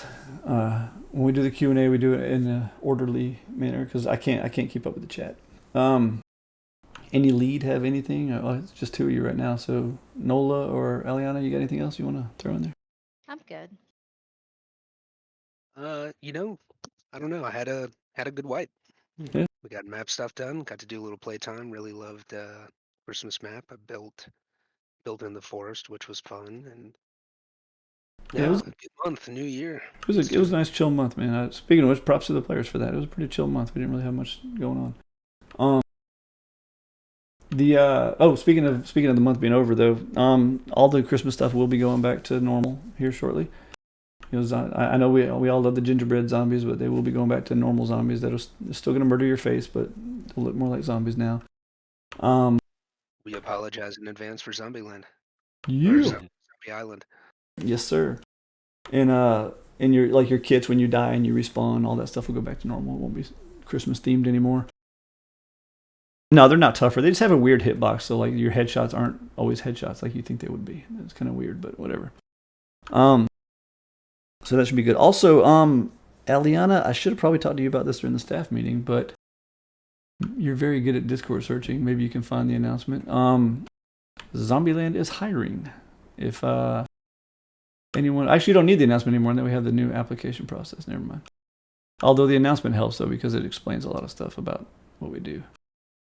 But we are accepting applications for staff. When we do find this announcement and repost it, which I'm assuming she's probably doing right now, because if she's really quiet, that means she's grinding on something. So When we do post that announcement, we are accepting apps for new staff. The application process is pretty much the same as putting in a support ticket. I highly advise you read the announcement first because there's a lot of things people assume or don't assume and think they know or don't know about being an admin, or even sometimes people will like, oh, I applied and they didn't get back to me. It's personal. It's not always personal. I mean, there's a name right now on my screen in Discord. I'm not even gonna call the person out. There's a name right now on my screen who was an admin and just it wasn't the right fit for them type thing. And I still love that person. I think that person is one of the coolest people I've met in my time here at Zombieland. And they're not an admin right now. It's not always a fit for everybody. I always tell the story about Pooh Water. Only older players will remember Pooh Water. He's like my favorite Zombieland player of all time, literally. And I would not make him an admin if my life depended on it. He would be a fucking horrible admin. But he's like my favorite person we've ever had on the server, ever. Period. Yeah, toilet guy. So just understand that. Like we have pending applications in our channel right now. We have a application channel where we store all your apps so that we can pull from them when we want to interview somebody or talk to somebody. We have a handful pending right now that we haven't pulled to hire because just it could always be something. It could be your time zone. It could be your age. It could be just your playtime even. I mean, like there's one in there. We were literally going to schedule the interview and went and just did. We always do a pull of your play and make sure you're active and stuff. And right when we went to schedule an interview, we pulled the person's play and we're like, wow, they've been on another server for like the last 3 weeks. Well, never mind then. And we skipped their app. And we're going to hire them right then and there and talk to them to get them on board. They decided to play elsewhere, so we skipped it. So just understand that it's not personal if we don't get back to you, or if we don't, we can't take everybody. We can't have all Chiefs and no Indians. But am I allowed to say that in 2023? I don't know. Did you want me to post that in announcements? Yeah, if you want to just post that, yeah, go ahead. Yeah, I got you. And so I know I'm rambling again, but I just really want you guys to understand that it's never anything personal. I wouldn't even make my own son an admin in my server right now. Like it's never anything personal. And he's the reason this server exists, honestly. It's never anything personal. It's a very difficult job. It takes a very special temperament, one that I don't have for sure. That's why I had to hire this team, because my temperament sure doesn't work for this shit. Thank God my team is there to keep me grounded. But it's just a different person. Like another example, Doc here, one of my favorite players. How many times have I touted his name tonight? And I don't even know that he'd make a good admin. It's not always just. It's just, I don't know. It's weird. So don't ever take it personal if we don't accept your app. It doesn't mean it's anything against you, or it doesn't mean we don't like you, or it doesn't mean, you wouldn't even be a good admin. Maybe you're just not in the right time zone that we need at that time. You never know. So, but anyway, the point being is we are accepting apps right now because we have been running pretty low staff. We usually keep it above 20, and we've been running really low staff lately. So we are taking applications. Make sure you read the announcement first if you plan on applying, because it describes to you what we expect and what we do, and tells you some of the bad parts about being an admin. It's not all rainbows and butterflies. I'm gonna link it to you. I can't post in that channel. In the announcements channel? Yeah. You can't post in announcements. I used to be able to, but I can't now. No. That doesn't make any sense. Huh. I was gonna say something. I forget what it was now. Well, go ahead while I'm posting this. Oh, well. I don't remember. I don't remember what I was gonna say. All right. Well, I'll get that announcement posted here in just a second. Actually, the bottom part of that I don't even need. They can just go straight to support bot and put that in. So I'll reword that in a second here and post the announcement. Anyway, so just keep your eyes peeled for that. Yeah, if you do have interest, please make sure you read the whole thing. Those of us who do it love it, but it is it comes with things that you need to understand. So that's what the whole post is about. Hey, I just fixed your permissions to see if that works. Oh yeah, got it. Let me let you embed links too. I think it's from when we. Yeah, I fixed it. It was from when we revamped. Yeah, no problem. Okay, so there you go. She's posting that announcement now. All right, so no leads had anything. Any admin have anything before we move on to the players? By the way, that last section there is probably irrelevant because the support bot asked those questions now. So. Okay. I'll edit it. Yeah. Oh, I do have one other thing, which is just the same thing that I say every single meeting. Do make sure we're finally starting to get a little bit of traction and are looking for groups, forums.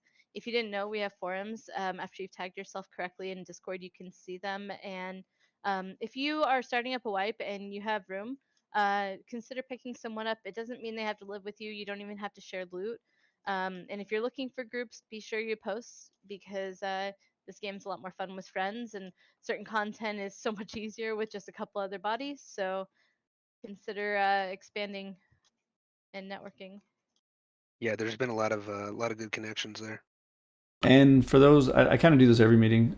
I meant to throw this in earlier. For those that don't know, we do offer server transfers from Outbreak to Infection, or Utopia, or from Infection to Utopia. So basically, from a bigger server to a smaller server, in a nutshell. I can tell you right now, Outbreak, every wipe will have a queue. Sometimes it's a really long queue. Infection, I don't think I've ever seen it at queue. I've seen it really close. Maybe it hit a queue for a couple minutes. I definitely have seen it in the 80s or 90s, closer to the wipes. But in general, this is the end of the month and the end of the year, which is our slowest time, by the way. The winter is always really slow for all Rust servers, and the end of the month is really slow for all Rust servers. So right now is a terrible time to gauge server populations. But the typical populations, Outbreak, full, always. Infection is usually around maybe what I'd say like 60 to 80 on the busy times. Utopia, maybe 20 to 40 on the busy times. So is the best time to transfer is now, because the one thing we can't take with you is your blueprints or your playtime, and those things get reset the day after tomorrow. So the best time to transfer is this week, like right now. The worst time to transfer would be on Thursday when we're trying to do a damn force wipe. I said this exact same thing last month, and we had like 7 transfer tickets come in when Power Hour started. I'm like, are you serious? I literally have 2 hours until force wipe. Like, that's the worst time to try to do this. So the best time would honestly be like during PvP day. And you can even tell us like, hey, transfer the RP, transfer this. Can you leave my vet gold here till tomorrow? So whatever, we can work with you. We're not dicks about it, but just understand that force wipe is the busiest day of the month for us. I have to take it off of my real life job even. Like, it's that busy. It's massive. So, but anyway, the bad side of that being is this is the best time to transfer. If you do want to transfer, it would be right at the force wipe, because everything resets anyway. If you don't want to do it at force wipe, we do transfer your skills, like your skill stuff, your experience, your skills, including any boost that you may have gotten.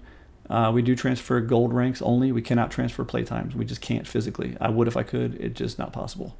Not the way the plugin is written. And then we also cannot transfer blueprints, because Rust stores all those in one file that I cannot access. I can just delete it, which is how we wipe blueprints. But everything else we can transfer. Obviously, we don't transfer your inventory and stuff. Actually, I am willing to transfer backpack, except to Terminus. I will not transfer items to Terminus. But any other server, so let's say you're on Infection, it's halfway through the month or halfway through a wipe, and you're like, damn it, I should have listened to T. And then you're like, you know what, I want to go to Utopia so bad, I'm so sick of this. And then, hey, I'll throw your stuff, throw what you can in your backpack. That's the best I can do for you. I can't move it multiple times, but throw what you can in there. I'll be glad to transfer that too. So We're gonna make that a one-time offer for this upcoming wipe. Yeah. So it'd be a good time to transfer. Cool. All right. And no other admins have anything else? All right. Cool. We'll kick off Q&A. Who wants to do the hand raising thing since Mac's not here? I got it. All right. Yeah, I'm sorry. I just was scrolling. I saw someone asked. Yeah, to do a server transfer, it's under support bot. You will see. I can't even find my own damn support bot. There he is. You'll see right there. You also see the application for staff, by the way. But right there, server transfer. Boom. That little roll right there. That little button right there. I'm bumping out slow mode to 10 seconds first. I thought it was already at 10 seconds. Dropped it to 5. It's 5. Oh. If you didn't, I was going to, so I'm glad you did. And no, we won't transfer your backpack during Power Hour. We're not that stupid. The next map in the map catalog, I saw that go by. It should All right, be. so if you'd like to ask us questions, there's a little button to raise your hand there. It'll put you into a queue, and we'll call on you and bring you on stage, and welcome to ask us questions, comments, concerns, etc. Up first, we have Reaper.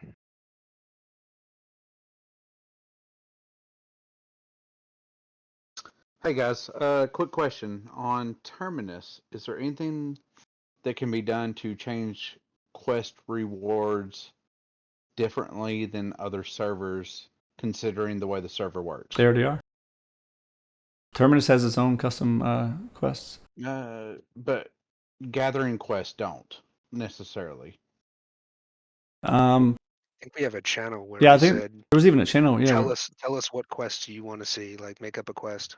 yeah. We even had, because we had a big Quest brainstorming session with the players. Matter of fact, all the changes that were made to the quest were done by players. Like we had a whole thing. Okay. Yeah, I mean, yeah. So the answer is absolutely yes. I didn't mean to like shoot you down and say it's already done, but yeah, we definitely did it. I mean, we did a shit ton. If we Yeah, missed, we changed it to, sorry to interrupt, changed it to loot rather than gather for some of those quests. yeah.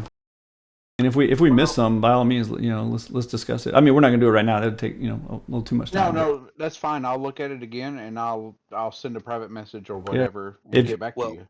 Yeah, Reaper, look in the forum. I'll see if I can find it and maybe tag you in it. If you guys have additional ideas, best thing to do would be to put it into there. That way we just kind of have a single workflow. Yeah. We're happy to look at any suggestions.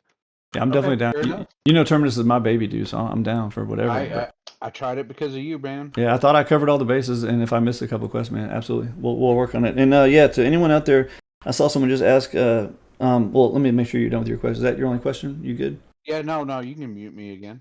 Okay. To anyone out there, because I saw it. Yeah, I appreciate you, Reaper. I saw it scrolling by as he was asking that. Someone asking about the difference of the servers. I forgot we do have some new people here, and Aliana did just type it, but I'll say it real quick. Outbreak, Infection, and Utopia are literally the same thing, except Utopia does not have a PvP day. Everything else on those servers is exactly the same. Same map, same config, same plugin, same everything. The only difference is on PvP day, quote unquote, Utopia has what's called Raid Day. And there's no PvP. It doesn't turn on PvP. It turns off the cooldowns and the limits to raid bases. So while Outbreak and Infection are all raiding each other, Utopia just can go ham with NPC raid bases. That's their difference. The only other difference with Utopia is also on PvP day. You and your stuff can be looted. So they can't kill you and they can't break into your base, but if you leave yourself sleeping outdoors or you leave your base open, they can come inside and steal your shit. That's on purpose. That's just to give a little extra danger to it. But there is no PvP day on that server. So Utopia, Infection are exact duplicates of each other, except for population.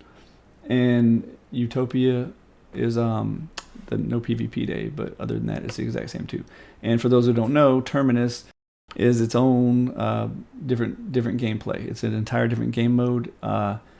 It's insane. It's basically there's no crafting, there's no gathering, and I know that sounds terrible. And anyone who tried it recently because of my new promotion will tell you it's actually more fun than crafting and gathering. And you actually end up with more loot than you do on normal servers, even though you can craft on normal servers. There's a definite reason why Terminus has almost double the entity count right now of Utopia. They get tons of loot on Terminus.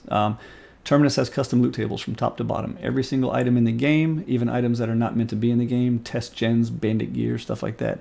That shit falls out of every loot container, every NPC. You could break a barrel and get an M249. You could loot an NPC and find a pile of rockets. You can open a brown crate and find 5,000 metal fragments. You never know. It's like a giant game of Christmas presents.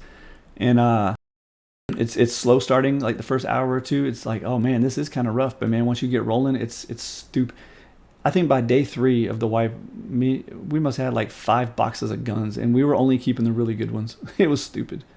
Even the raid-based loot is completely custom on Terminus. Completely custom raid-based loot on Terminus. Yes, you can build. The only difference with Terminus, no harvesting, no mining, and no crafting. And obviously custom loot. And then for those who didn't see my deal that I did, we have a promotion going on right now that any new player to Terminus. I think I have it set to 8. Anyone who has under 8 hours in the history of our Terminus server is automatically, this is all done by scripts, so I don't even have to be there. You don't have to put a ticket in or nothing.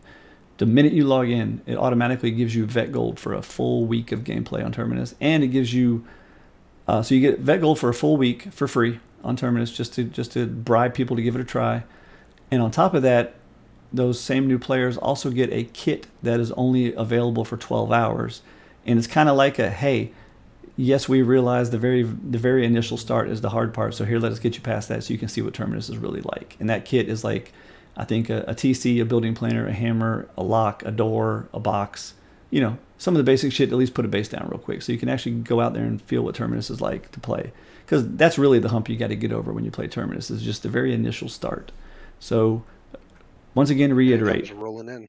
Yeah, to reiterate, the moment you join Terminus, if you have under 8 hours played on it in the past, you get free Vet Gold for a week, and you get a special kit for the first 12 hours. You can only claim it once, but even if you never claimed it, it goes away after 12 hours. It gets deleted from your permissions. So I didn't mean to go off on a tangent there. Let's go to the next person. Sorry.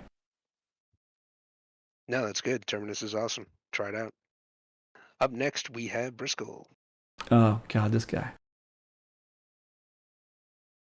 Hey guys, just want to say really good job on the New Year's Eve party. It was a lot of fun. Those of you who were there. There were some people who did some stuff to my body, but that's not really important right now. I'm sorry, dude. I do want to talk about some important things for the server. This has been, I guess, a big issue for a lot of people. I've been hearing a lot of complaints about it, and I'm not usually negative, but I just have to bring this up, and it's the lack of anime titty doors. We're just not seeing any new ones lately. It's really affecting the server's morale. I hate you. People are just fighting in the streets, and I don't know what can be done about it, guys. But anyway, back to you. You know what? Look, good. I just thought of you know how we've been dying for a really good RP sync to get rid of everybody's RP? Underage anime titties skins on doors. No, not underage. What the fuck? No. They sure look like it. They need to be over 18 or it's under 40. They sure as hell look like it when I see them.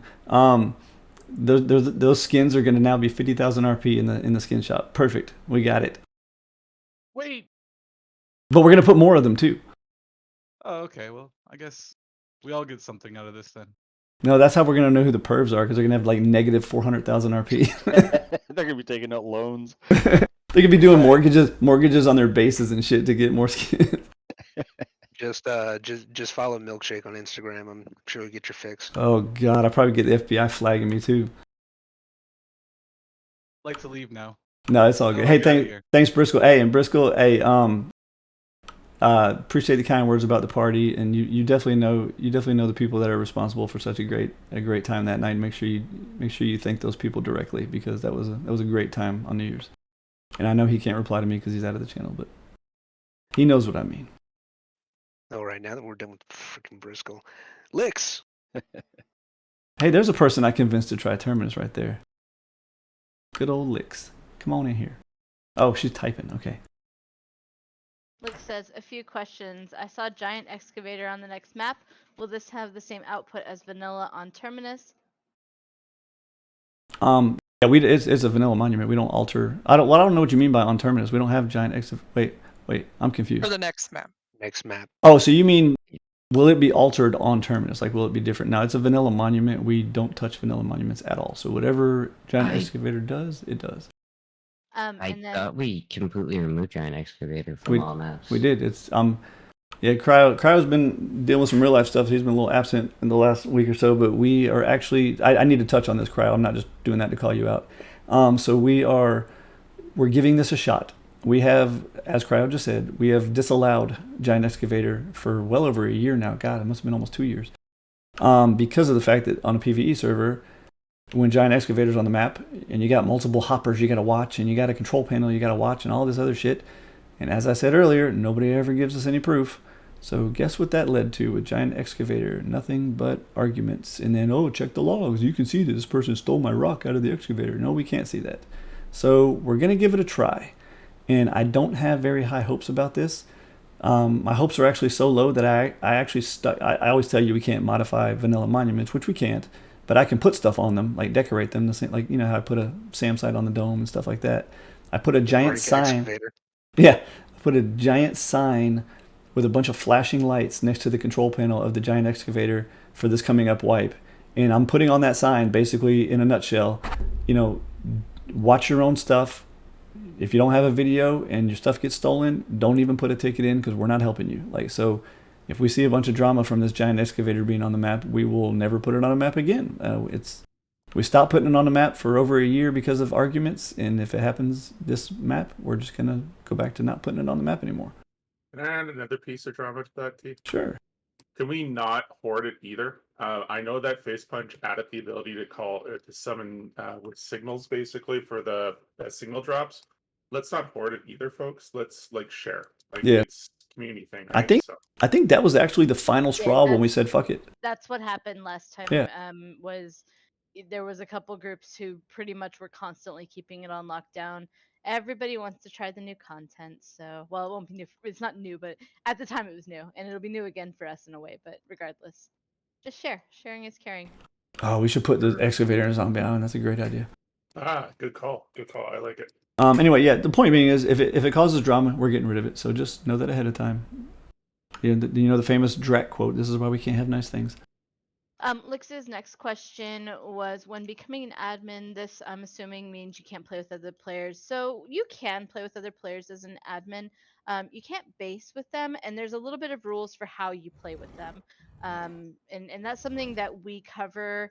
I think it's spoken to a little bit in the post, and then we also will cover it if we are if we're at a point where we're interested and want to move forward.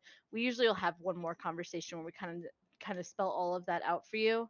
The too long didn't read of it is basically you kind of have to keep your own stuff. Doesn't mean you can't go play with people, but you have to kind of keep your own stuff and stay away from theirs, just to make sure that nobody would ever think that there was anything nefarious going on. There's other restrictions too, but again, like she said, when we do an interview with somebody, that's the first thing we do is, here's all the bad stuff about being an admin. Do you still want to talk to us? And the third question, I buy Vet Gold on Outbreak pretty much every month. Yes, me too. Nice. Because I like that juicy kit. So you get perms. You get the veteran perms. So we would have that, but as far as the kit, like Nola said, that would be different. Cool. We got next question? Up next we have Chappie. Hello. What's up, Chap? Okay, so my kind of question thingy is, so in Power Hour of Terminus, we can't buy raid bases. I want to go batshit crazy on nightmares that have caused me so much trouble. Any way that's able to become a possibility to buy raid bases for nothing in Power Hour on Terminus and I guess Utopia? So the problem is wait, you can't buy raid bases, why? You don't have RP. RP's turned off. I thought we just turned off the store now on Power Hour. No, RP's turned off. I can't buy Nightmares easy. RP is disabled to prevent people from abusing. Oh yeah, selling it. Yeah, there's no way to avoid that because the minute we turned RP on, everybody just grind down their Power Hour kits and sell it for RP. It's one of those trade-offs, man. I mean, yeah, it's just I'm right there with you. I like leveling a base with a minicopter, but yeah. The good news about that though, Chappie, since you're a Terminus player, the good news about that though is on Power Hour, and the only reason I'm being so overly descriptive is because we do have new players here who probably don't even know what the hell that is. On Power Hour, we give you unlimited boom, we give you unlimited fuel, unlimited ammo, unlimited armor, and you can claim those kits as many times as you want, hence why we won't let you sell it for RP. And we give you armed minicopters that can literally level a Nightmare base in probably less than 60 seconds from the top to the bottom. And like I said, I'm being so descriptive because we have new people in the meeting here. So the good news is though, I know where you can go raid a bunch of Nightmare bases with that minicopter all until your heart's content. What you do is you log your ass over to Outbreak and you unleash hell on these people that have to build these giant Chad bases on the first day of every wipe. Makes sense. There's your free Nightmares. And you please the admin team at the same time. Facts. Bonus points if you hit windmills. We get kill feedback though, so I can see what I'm killing? No. I would. Okay. I wish we could run that old plugin, the Death Notes one. I really do miss that plugin, but it's way too That was laggy. hilarious. Yeah, but it's way too laggy, dude. Yeah, for sure. I gotta find some other reason to talk just so T can hear my voice again. Oh god. All right, Chappie, appreciate Okay, it. I'm done. Yeah, see you, boys. Later, man. All right, up next we have Festive Man.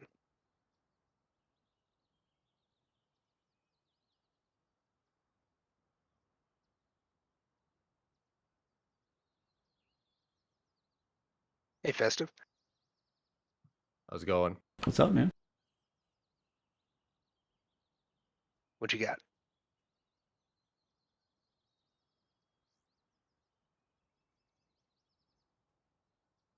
Laryngitis?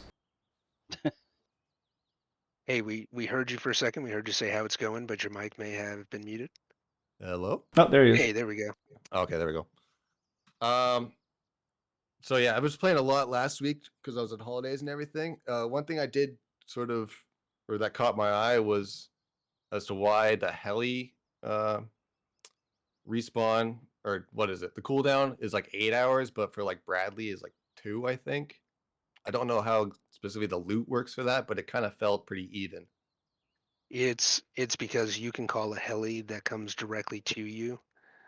You know, if you're able and capable of taking down a heli fairly easily, it's basically like loot delivery versus Bradley's, where you actually, number one, you're competing against other players, but you also have to go out and find them. So there's a couple additional layers of difficulty there. Right. So we have a reduced cooldown for that. Okay, that makes sense. Other than that, great survey. I'll be sticking around. What did you like when you were, man, holidays? I remember what those feel like. Well, sadly, they're over. I'm back to work now. What yeah, you and me both. What'd you like about the server? What was your favorite thing? Just all the plugins that you guys have, the sense of it being like crowded and full of a good community, whatnot, but also you can kind of do your own thing if you want to, other than Bradley's, because everybody's going for Bradley's. But I've played quite a few PvE servers that throughout my Rust time, but this is the first one actually that I've donated to, and that I'm gonna stick around when I can We play. appreciate that support, man. Thank you. Man, that's and welcome. every server meeting. That's the comment I'm waiting to hear right there, is when people just tell me how much fun they have here, because that is exactly what we do, the job we do for. That's our compensation. If it makes Rust you feel should be any played better, PvE. every wipe I try to at least do one Bradley, and last night I was like, oh, I gotta go take a Bradley, get this quest. I went through 600 fuel flying in circles on Outbreak. With the population of Outbreak, it's just so much harder to do content. I mean, you know, it's great to have the community, but if you're looking for content, you may want to poke your head in Infection or Utopia. Come on over to Utopia. It's a fun time over here. I gave Terminus a try. It was pretty fun. Yeah, it's bonkers. All right, man. Well, welcome to the server. Glad to have you. Yeah. Thanks, guys. Take care. Later, man. I love hearing that kind of feedback, man. I really do. Like, never gets seriously. old. Now you know why we do it. So we don't have anybody in the queue right now. If anyone would like to, there we go. We got Brendan. If anyone else would like to talk, please jump in the queue. I think once we work through the next either Bren or group of people, we'll move on so T can do a map preview. Yeah, Bren's going to type it. And for those who know how to raise their hand, we forgot to explain that. If you're watching my stream, if you click on this little server meeting stage channel here, and then on your screen, I think it's up in the top right up here, like where it says show request on my screen. I think it's somewhere up there that you can click the request permission to speak or something. I don't know what the hell it's called, but it's up there somewhere. Yeah, I mean, if a non-admin would screenshot it and draw some arrows and stick it in the map meeting channel, that'd be awesome. Yeah, that'd be helpful. And if you don't want to talk, that's fine. You can type your question. That's the whole reason we ask everybody to slow down the chatter, is so that people that do want to type their questions. But don't just type them because you're in the channel. You need to raise your hand first, so we're actually paying attention to what you're typing, because as you see, a lot of people are typing. So I think Bren was just doing his, right? Several people are typing, so Bren is probably one of them. Who just raised their hand first though? Who's? No, it's we're waiting on Bren. Oh, okay. Bren's gonna type it. Hey, Chappie did. Chappie, you're on a phone, really, dude? Oh, there's the hand button down there at the bottom of his phone. I don't know where it's at in an actual computer though. Oh, okay, next to the leave button. Good night, Mountain Juice. Have a good night, man. No, the in-game gift for the server meeting is not the airdrop. No, we actually, for those, well, it's going to be real shortly here. You have to be in-game on your server, but we'll call you to a specific location, and we actually physically hand you gifts in the game for this meeting. They're pretty good prizes, so it's not like, it's a lot better than a supply drop, I'll tell you that. Let's see, Bren. So is the gingerbread costume suit gonna stay or find itself a place as loot in the future? Definitely not staying, as far as being on all the hordes and everything, but I think it could definitely make its way into either one of our rank kits, as like a rank kit store option to purchase, or in maybe horde loot. T can speak a little more to that. Yeah, I'm thinking definite on the sorry, I actually still have a lingering cough from like COVID from a month ago. It's annoying as hell. Preach. Yeah, it's so annoying. I'm definitely gonna put it in raid-based loot tables, and in the zombie horde loot tables. If I see that it's still just a very like, why the hell do I never see that drop type thing, we might add it to the /S for a hefty price, or for behind a rank wall or something like that. But it'll definitely. I don't want if we make it too easy, everybody's gonna be running around as gingerbread all the time. It's gonna be like the hell. But I'll definitely put it in zombie horde loot tables and in the what's the other one called? Raid-based loot tables. So. Second question on Raid Day Utopia, you can loot other people's boxes. Does that mean you're allowed to? Yes. Yeah. Yep. Wouldn't be allowed if you couldn't do it. So yeah. Lock your shit. You can loot their bodies too. So that's kind of the oh, you're safe from PvP. It was kind of the trade-off. Like the other servers, they're not safe. They're in full PvP mode, and what does Utopia get? Utopia gets unlimited raid bases, and you got to have a negative side to that. Like you guys are getting a huge buff on Utopia, so the balance of that is, but your shit can still be looted, so you might want to be careful. That's kind of the trade-off. If anything, it just encourages people to actually lock their stuff, because you Yeah. can't we spam this all the time. Like, don't trust the plugin to protect your items. If a plugin fails, a plugin fails. So there's nothing we can do about it. Yeah. If you want it, then you better throw a lock on it. Yeah. All right. Up next, we have Average Shinobi. An average Shinobi. I only talk to above average Shinobis, so I'm gonna back out of this. That's why I'm average. How you doing, man? I'm doing all right, y'all. Hey, first of all, thanks for everything. Appreciate all the work y'all put in. I started playing a couple months ago. The original skin UI that y'all had was amazing. You could just drag something over. You can see all the skins for it, apply it real quick and easy. I know y'all applied RP to it. Makes sense. Is there any way we could get the old UI back with RP cost? Totally different plugin. And believe it or not, the original reason for switching had nothing to do with the fact that we needed to burn RP from people. Okay. The original reason was because the other plugin is hugely taxing on not just the server, but actually the client. Believe it or not, there's not many plugins that are taxing on the client.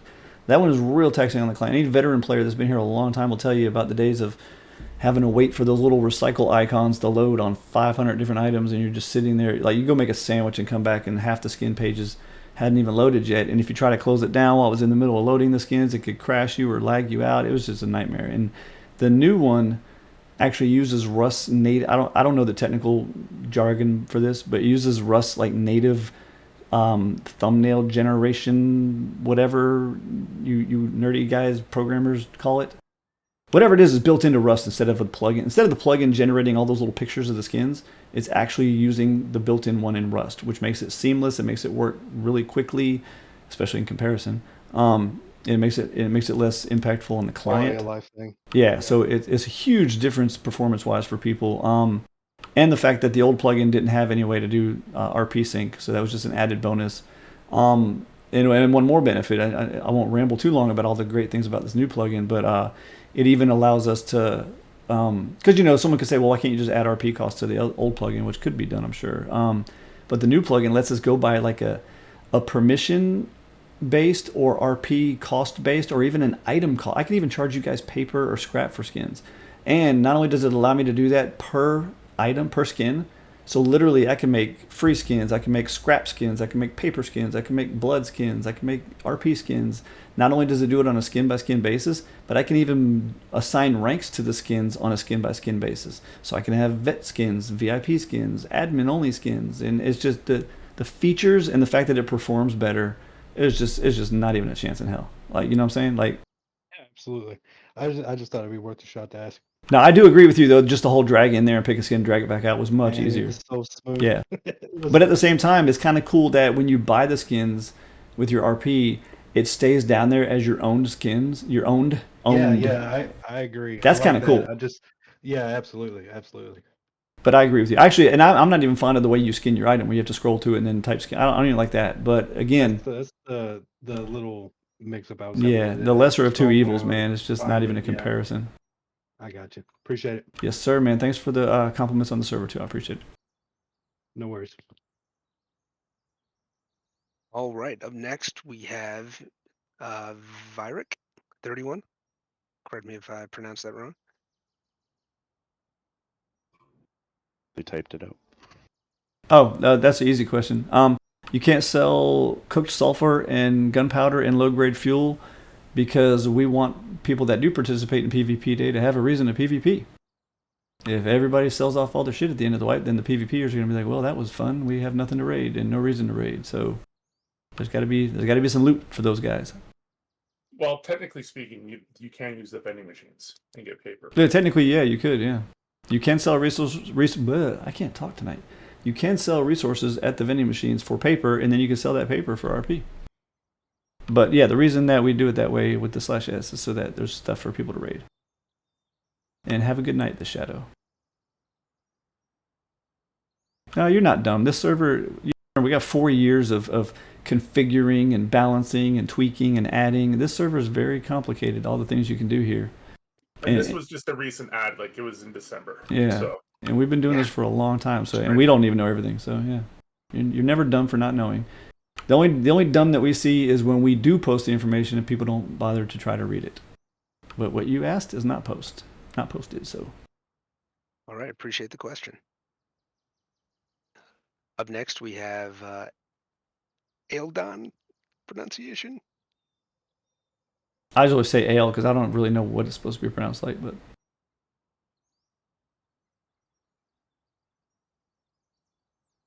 No, he's at work. All right. Can you add sulfur and Should be gunpowder? able to. Oh, okay. He's typing. Yeah, I'm reading it. Can you add sulfur and gunpowder to be able to sell for RP, even if a little on that server, since you can't use it for anything else? Now you can't sell for blah blah. The problem is I explained this at I think 2 meetings ago where somebody asked another question about a Terminus thing. Changing anything on, or even just the quests on Terminus, is a whole extra step I got to do in wipes, and changing.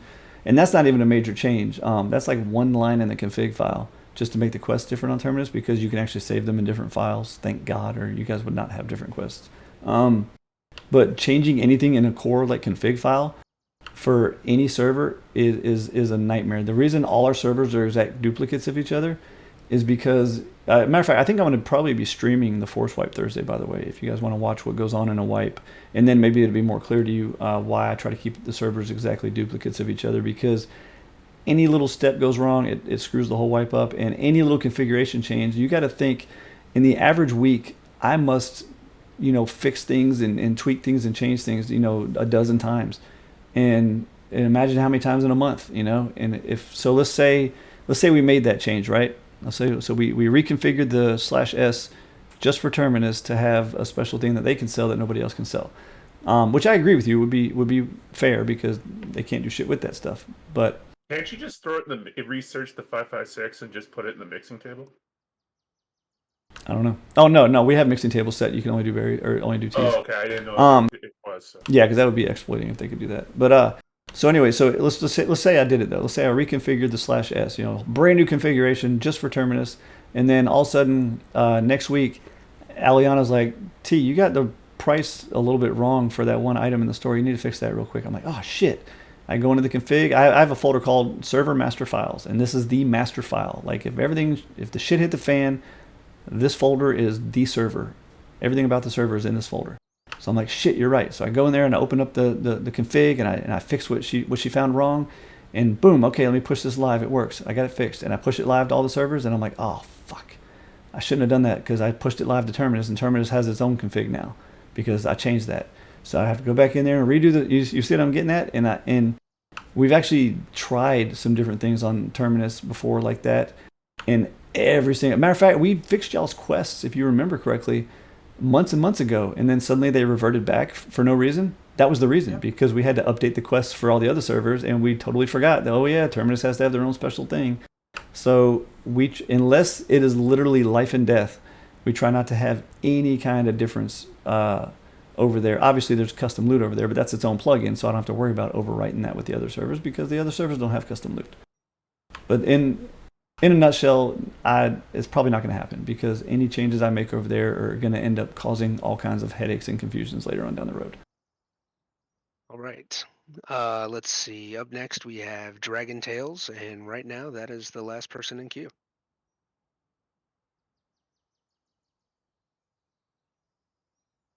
But if it makes you feel better, Ale, I know it sucks having all that sulfur you can't do shit with on Terminus. If it makes you feel better, people on the other servers would love to have M249s dropping out of barrels and shit too, so there's always a trade-off. Hello. What's up, Dragon? What's up? So these came up as people were asking questions. So one of the things with the skin shop I had was when I went to purchase the skin, there wasn't like a preview for it of like being on my body, and that was like the biggest benefit. In the what thing? When you have the preview of the skin in the skin shop, it's not the same as when it's on your character all put together, and it's kind of what's throwing me off with exploring new ones. So the skin shop, the icons that you see, I guess that's what you call them. That's what you're talking about. You click the skin and it pops up the picture of what it's going to look like, right? Those are decided by the artist who made the skin. Like I've made skins, like some of our ZL skins I made myself, and when you make a skin, you actually can assign a thumbnail to it or just let it generate its own, and that means the artist did their own thumbnail, I guess, and has it looking different than it should. So there's not really much I can do about that. But is there a way to, because the last one you were able to see it on your character if you were like in your inventory or something like that before you. In Skinbox you couldn't see it on your inventory. No, you would have had to drag it over, and at that point you skin the item. Yeah. So basically what you're seeing is in the old one, skins were free. So when you dragged it over, you were skinning the item. It was now skinned, and you were putting it on your character to see what it looked like, and then you could always put it back over there and pick a different skin if you didn't like it. So you were just reskinning the item over and over again until you found the one you liked, type thing. And now they're not free, so you can't do that. I know that's not what you're asking, but that's technically what's going on.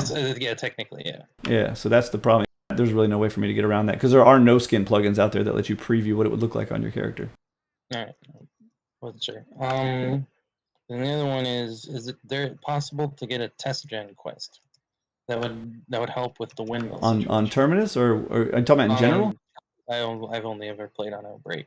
Oh, the test gens are real easy now because we increased earnings for paper like a huge amount, because you can sell resources for paper now, and I think didn't we actually may have to this is down the road in February, we may have to increase the price of test gens soon.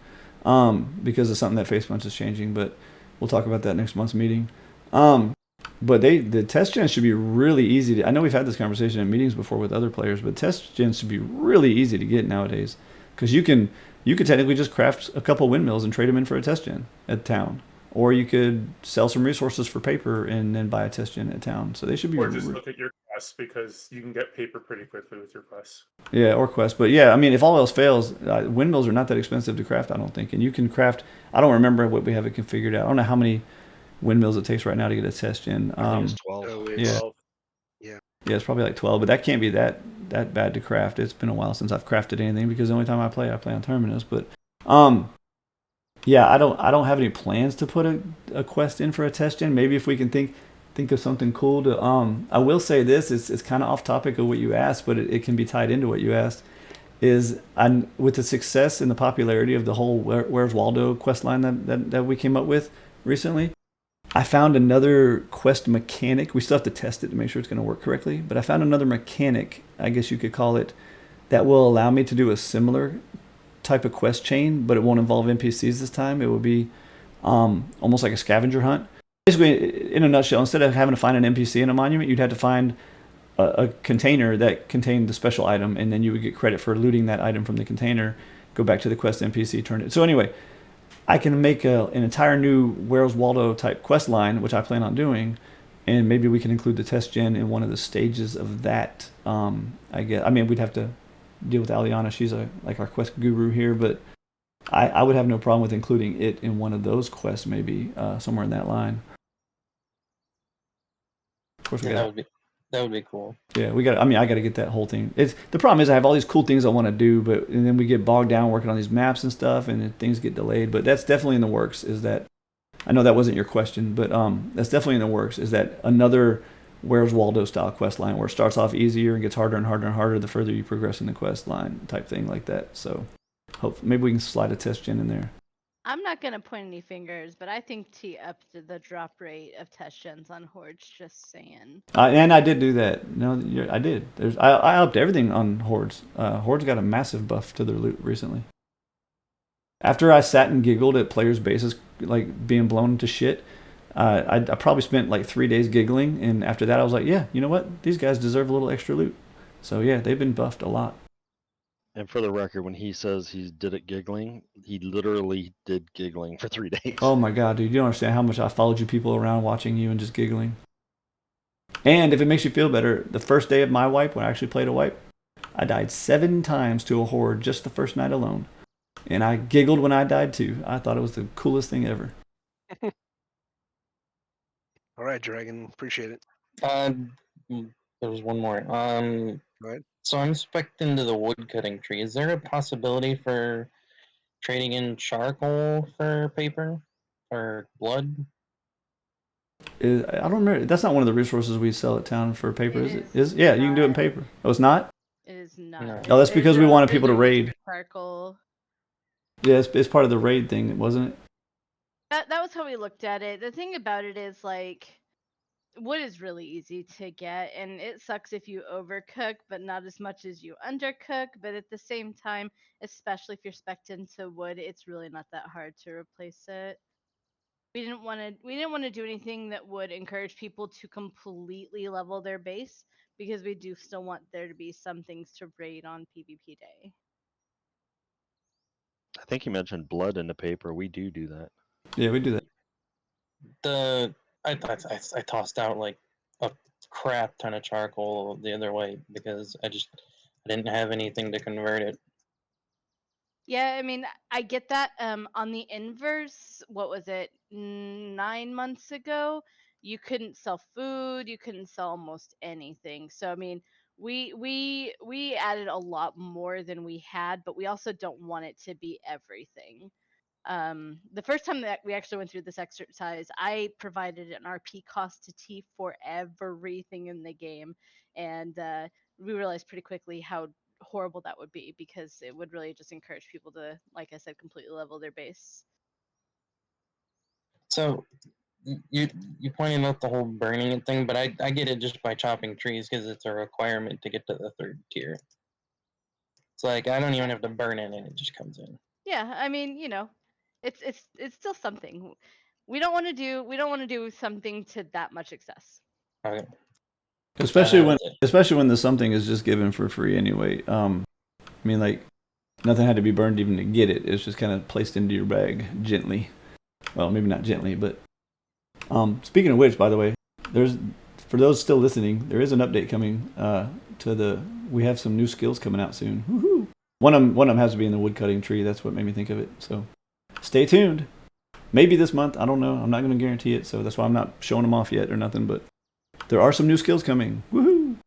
Somebody also posted in the chat meeting about you could sell it to other people, other players. Yeah, you can sell it to them too, because people that are trying to raid, man, I don't know. It's been a while since I was planning to raid, but man, I used to be desperate for charcoal back in the day. So maybe you can find people that'll buy it. Shit.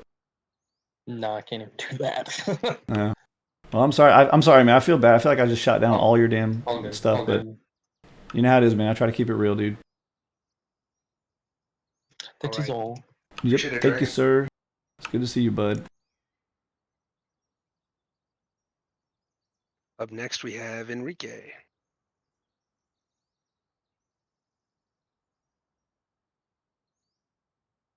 Build server stuff. Two things. Can we get vehicle plugin? It should be. Hey, I updated that yesterday, by the way. The vehicle plugin. I remember you asking about that. Hopefully that worked. Dude, I'm so busy. I didn't even have time to log in. I just updated it and like, well, that should work. And I just went back about my business. So hopefully that worked when I updated it yesterday. It's always been there. I don't think I updated it when the last force wipe broke it. So that should be good to go. Can we get the scale TC upkeep to the servers so we can see them? Yep, that's also there too. I changed the build server to be on the tiered upkeep system that the main servers are on. I did all of those things last week, I think. Well, except for the vehicles yesterday, but cooking plugin. Any way we can revisit this? Maybe in the future. You know, it's funny. As I was scrolling through my plugins today in my folder, looking for a specific plugin, I saw that plugin. I'm like, man, that would have been so cool. I really want to do it. But It's- I just time. It's iffy. You understand the balance involved in that. Like, remember what we did for skills? I mean, we spent 60 days with thousands of rows of data in spreadsheets, in hundreds and hundreds of play hours from testers, and like 60 straight days of balance before we even released the skills. The cooking one is just about as complex, so it's going to take a lot of work. I'm going to tell you right now, until the staff is at full staff, it's not even a chance. Once we're at full staff, how about this? I'll give you my word and Aliana my word. Once we're at full staff, and when I feel that we're at full staff, that'll be the first project that we start tackling and start researching that. How about that? I'll give you that. I'll meet you in the middle there. And for those who don't know, the cooking plugin is insane. I have to show it off again one day. Appreciate it. Hey, Milkshake, I see you're trying to link your account. Hi, can you hear me? Bryn. Yep. All right, my mic's fixed. Anyways, yet another question. So wait. That was a good question. Never mind. Just skip it to someone else. I think it was already asked and answered. The question is, where did you get your weed from? Son, have you been injecting marijuana? You've been inserting them marijuanas in your butt. Hey, Chad clones are overpowered. And no Milkshake. Autoauth is not coming back, Milkshake. Did you have anything else? Okay. Nope. There we go. Anybody else? All right. Up next we have True Ginger. I only talk to fake gingers. Oh, there's a reason for that, because the reason I can answer it. The sulfur, remember what we said, we want there to be loot for raiders to be able to gather when they raid people's bases. No raider is gonna raid your base and find uncooked sulfur and be like, cool, I can go back home and cook some sulfur now. No, they're looking for boom. And if we allowed cooked sulfur to be sold for RP, you could grind all your boom down and try to get, gunpowder sulfur or whatever. The uncooked sulfur is sellable because that's not a product of grinding your stuff down. The whole purpose of not allowing things to be sold was so that you didn't grind all your stuff down at the end of the wipe, so that the raiders would actually have something to raid for. But yeah, you could sell it for paper in the town and then sell that for RP. All right, appreciate it. Up next we have Tony. Tone. Trying to look all important. He in a Zoom meeting. We are your Zoom meeting, Tony.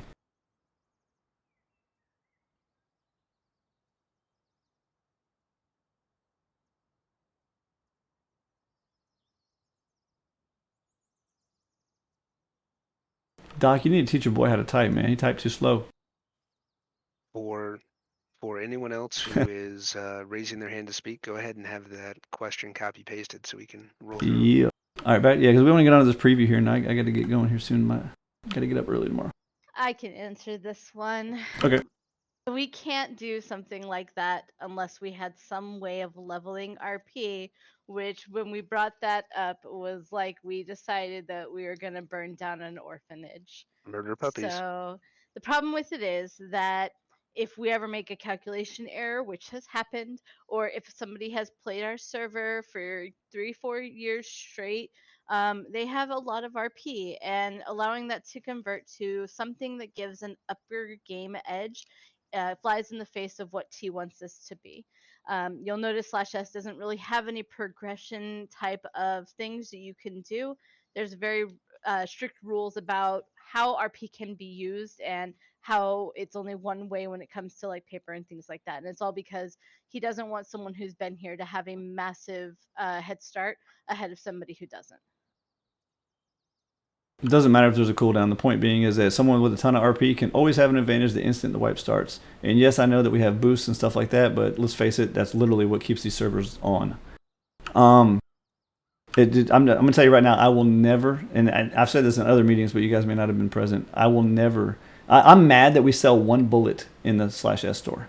And it took, you can ask Aliana, we argued a lot, me and some of the admins, because just to even include that.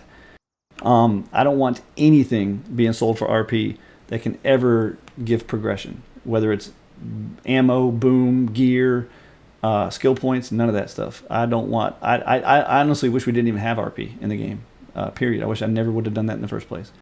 I don't like the. Well, I wish we had it, but I wish it wiped constantly, because there's nothing. I don't like the fact that people can start a wipe. I've been looking for ways that I wish I could do. I wish I could like postpone the ability to do things. Titty doors it is. I wish I could postpone you guys even being able to claim your kits for an hour into the wipe. There's nothing I hate more than a fresh force wipe where people should literally be going around looking for anything. Like, anybody got a 5.56 so I can research it? Anything. And meanwhile, some guy flies by on a helicopter 30 minutes into the... I just gave the all clear, and he's at the heli tower waiting for me to say all clear so he can take down a heli. Like, that drives me insane.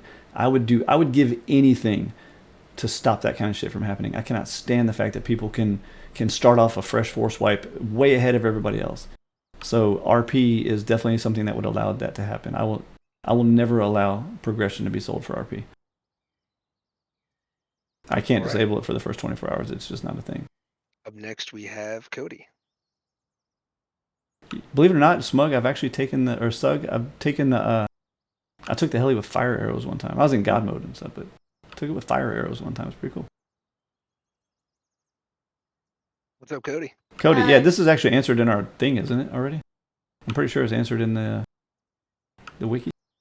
So I can answer it really quickly just in case. So Cody, the reason why is we don't want people respecing on a whim. We give a free respec in the middle of the month, but what we don't want is a situation where someone starts to wipe out and they put all their stuff in mining, they get all the ore that they need for that day or for that wipe, and then they switch it over to wood cutting and get all the wood, and then they switch it over to combat and get all the perks of that. That's the reason why. We did try to make it more attainable to respec if you wanted to by selling resources for paper. But overall, we didn't want people to be really respecing on a whim. I'll answer the second one. Mid-month you can, but other than that, you got to either farm hard, and yes, it's depreciating, so the higher level you get, the more expensive it is. And again, that's also intentional. As your second part, giving more XP for skill trees so that they can max out more than 1 or 2 skill trees. So believe it or not, when we first designed this, you weren't meant to really be able to max out more than 1 skill tree, period. We spent, as I said earlier, 60 days with hundreds of hours, and I think we must have had, if you count the admins, must have been 30 playtesters, spent 2 months playing on these live servers. They were actually on the live servers with you guys. You guys, just nobody else knew it was happening, because we can turn skills on and off for specific players if we want to. So we had all like 30 people or whatever it was for 2 months playing with full skill tree as if it was live. And they had to file hourly reports on what activities they were doing, what they did, how they did it, how much experience they had to file hourly reports on how much experience they earned, what level they were, blah blah blah. We did that. Oh my God, you don't even know how detailed we got in the balance of our skill tree. And the original goal was, before we even started that experiment, we did backwards research. If for those of you that are newer to our server, we used to run Z levels long before we had skills, and we did backwards research, and we found, hey, this is the max Z levels. Z levels gave you bonuses to like your mining and your harvesting and all that kind of shit. This is the maximum Z levels any player has ever obtained on our server, and then this is the average Z levels for the average player, and then this is the blah blah blah. So what we did is we took that 60 days of nonstop play data, and we reverse calculated the math so that your skill trees could actually reach the equivalent of the maximum Z level that any player has ever obtained on our servers naturally. I'm not counting boosts and stuff like that, just counting naturally. So believe it or not, the way we have it with your leveling and your XP right now, and even some people are like, why does it take so many points to max out this skill? Well, that's because of this balance right here. We had to make it balanced. Right now, an average player on our server, and this is hardcore math. This is not my opinion. This is fact. This is math, and I can show you the spreadsheet actually. The average player right now can obtain the highest Z level bonuses we've ever seen a player achieve in our server history. Just the average player. The above average players, or the ones that get boosts and stuff like that, far exceed the highest any player has ever made it before. So, and the TLDR of that is absolutely not. We're definitely not adjusting XP rates because honestly, they're still too high because players, again, we did all this math without counting boosts and stuff like that, and players are getting further than we ever expected them to get. So, but I'm cool with it. If I could just add another way to look at it, if everybody can do it, it's not as unique and special. I've seen people try and like sell their crafting services. That's kind of cool because not everybody's gonna go into the crafting tree. It's kind of something that helps to fuel the economy. Like, maybe you didn't spec into wood cutting, but you've got people selling wood that you can buy from, and maybe you're mining, so maybe you can make trades with them on that. Or if you're in a group, you guys can all choose different things to go into. It's kind of like the you can't unring the bell thing. Going to skills from Z, people love their Z levels, and going from skills to skills from Z levels, I knew it was going to be such a shell shock when we introduced this. Even though people were excited about it, you know how it is. They get all excited, then you do it, and then they complain. It was such a shell shock. The reason I set the goal so high of the average player being able to reach the highest Z level, and not the highest player, but the average player can do that now. The reason I set that so high was honestly because I didn't want to hear you guys complain. So I'm like, you know what? Let me just give them the whole damn farm. They can achieve way higher than they should be allowed to achieve. And I did that, and I regret doing that, but I didn't want to hear people complain, and I didn't want drama, so I just went ahead and did it. And honestly, you guys achieve far higher than you should with the skills as they are right now, with how easy it is. If I may, real quick, it's Cody here. Thank you so much for that explanation. I played on the server. I found it's been about 2 years. I was here early 2021. I'm back, loving it. I've played all the other PvE servers quite a bit. Your guys' server is the best by far. The skill system, I love it and makes a lot of sense. Don't change it, whatever. Yeah. And again, thanks for what you guys do, and on to the next person. Thanks. And by the way, if it makes you feel better, I do actually remember you from way back then. Oh yeah, eggs and chaos and Hell yeah. all those guys. Yeah. I just took a break from Rust for quite a while, and now I'm rehooked, and this is where I'm going to stay. So. Yeah, I don't blame you, but yeah, again, Welcome back. It's good to see you. And like I said, it's just we went through a lot to balance this. I really should have been pulling the It was spreadsheet Z up. levels back then, I think. Yeah, it was, man. Then you should know people were addicted to Z levels, man. Yeah. They went crazy. Cool. Thanks. Yep. Brent, Alright. really easy. There's only so many things in the game that you can use for things that players cannot somehow make their own or obtain in another way. If you guys have my stream pulled up in the actual like Twitch, cute. I got the spreadsheet from when we first were working on skills. I got it pulled up right now. I'm gonna put it on my Twitch. While you're doing that, we've got 2 more people. Yep. Gonna bring the next one on. Ginger.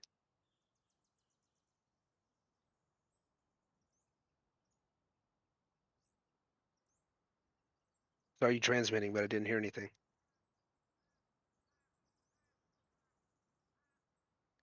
Oh, can we do a server versus admins event?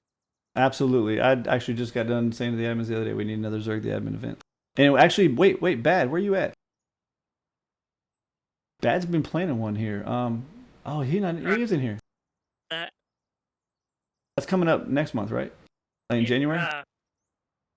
This is January. Yeah, the second wipe of January, right? Yeah. Okay, yeah, there is a big Zerg the Admin event going on the second wipe of January.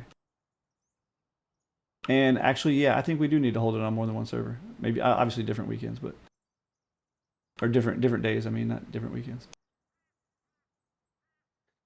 All right. Well, that looks like everybody. There's definitely not anyone else left to ask any questions. That must be Doc then. I knew it was coming. All right. I'm starting a 2-minute timer. Doc, go. It's like the Grammys. Yes, I'm looking for my lights. If we just talk over him, does that count for his 2 minutes? No, that's cool.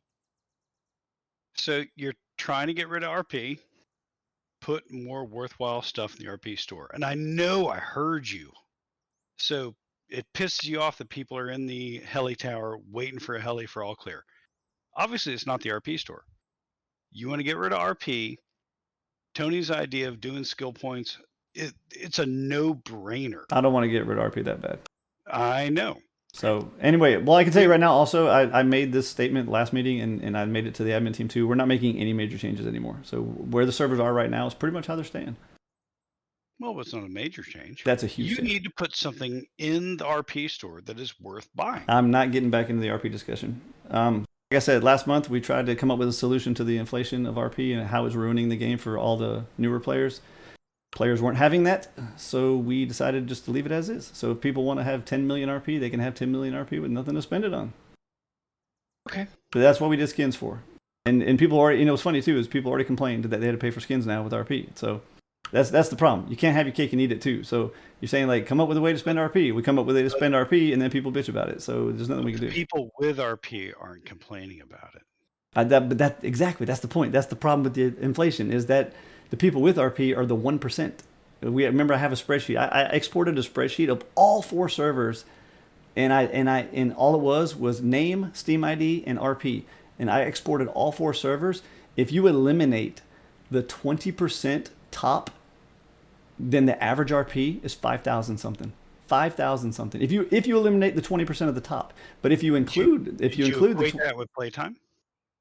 No, it's just, literally it's just players and RP. Now you have to understand. Now I also excluded the 20% bottom. So I excluded the 20% bottom. You get the player just logs in, oh cool server, bye, and leaves. I excluded that too. So I forget what that's called. It's in Excel. You can do it where you tell it you want the middle like 60%, and that's what I did. The middle 60% of the players on our server, their median or average whatever RP, the middle 60%. So it eliminates the top 20 and it eliminates the bottom 20%. Just the middle, 5,000 something RP is the average player RP.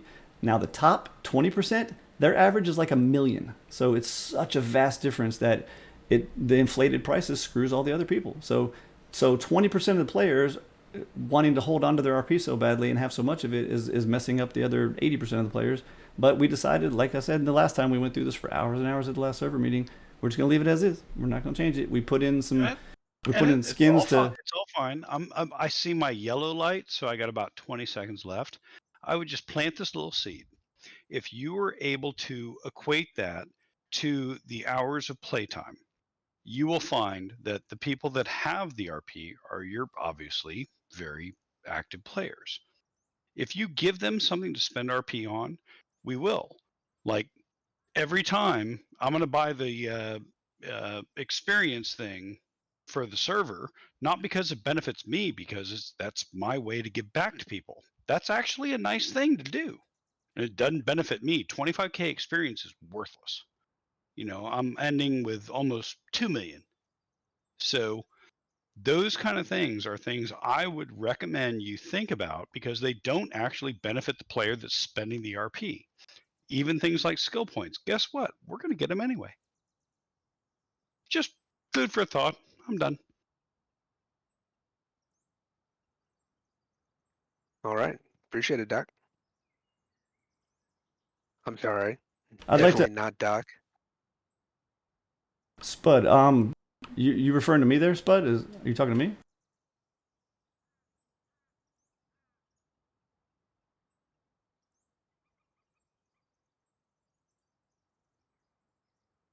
For prizes on Outbreak this time, I'm gonna be on the slopes because town is lagging some people.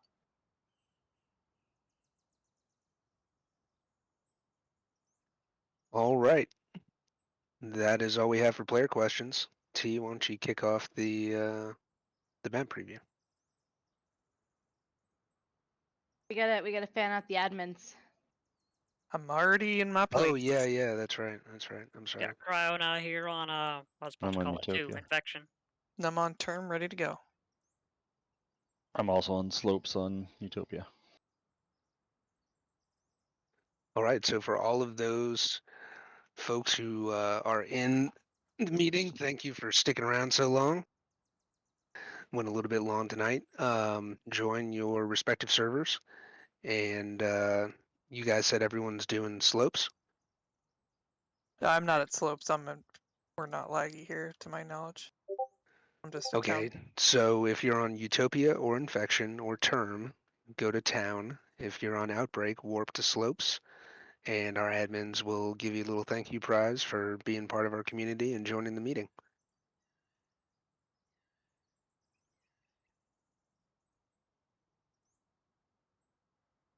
And for those of you who still want to stick around and see a preview, hop over to T-Bird's Twitch stream. We're going to post it one more time, and then we will end the meeting.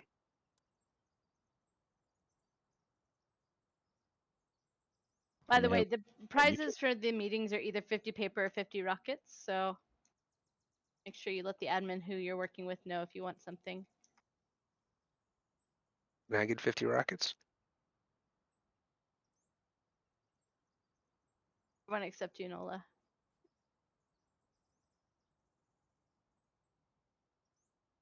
Riscal.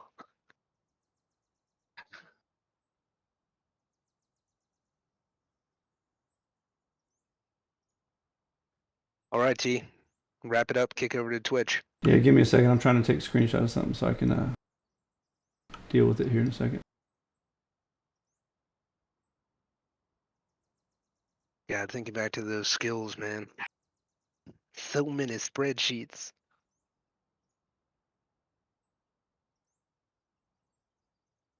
Someone says spreadsheets?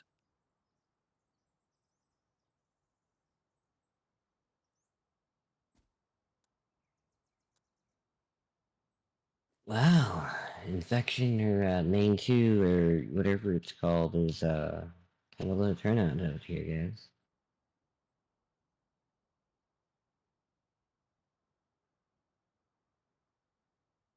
Same. I don't know where all my term people are. I got one. That was it.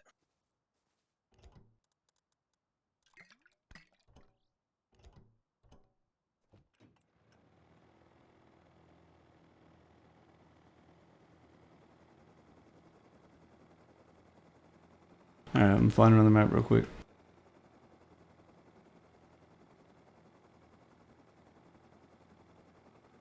Oh, taking care of the thing. Yeah, it's already taken care of. The thing you mentioned earlier is taken care of. The thing I'm about to take care of hasn't been taken care of yet, but it will be.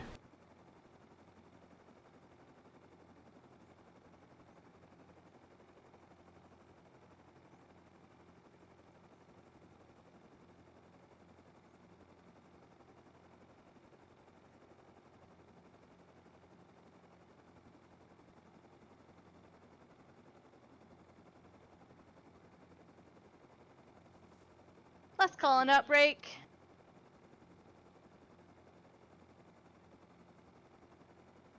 Thank you guys so much for moving that through really fast. That was super quick. Might be a record. Hit the wrong button, jumped out of my minicopter. Thanks for coming to the meeting, guys. For those of you guys who come here, I understand sometimes they can run long. You know, I always tell people when they get mad about too much spam or what have you, it's hard for us to communicate things Oops, that was too many. to the amount of players that we have across the amount of servers and time zones that we have. It's really nice to have people who are kind of integrated and, you know, interested in what we are doing. And be able to give you guys some information on, you know, the back end. So just really appreciate you guys being here. Last call on term. Call on Utopia.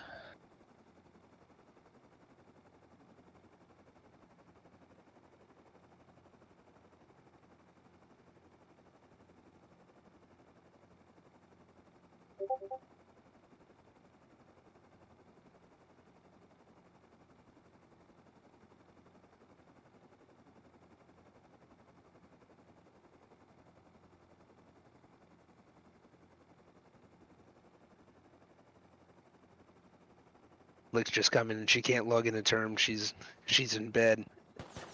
Licks, you gotta get like Google Remote Desktop or something. I have remoted into our servers from my phone before. Hey, who has Outbreak right now? Who's on Outbreak? I am. Can you put the 50 Rockets on Retnap? I confirmed he was in the meeting and had to leave just a few minutes before we ended there. Absolutely. And he asked for the Rockets, so You got it. just shove them on in there. Gently. With care. Let's go on infection.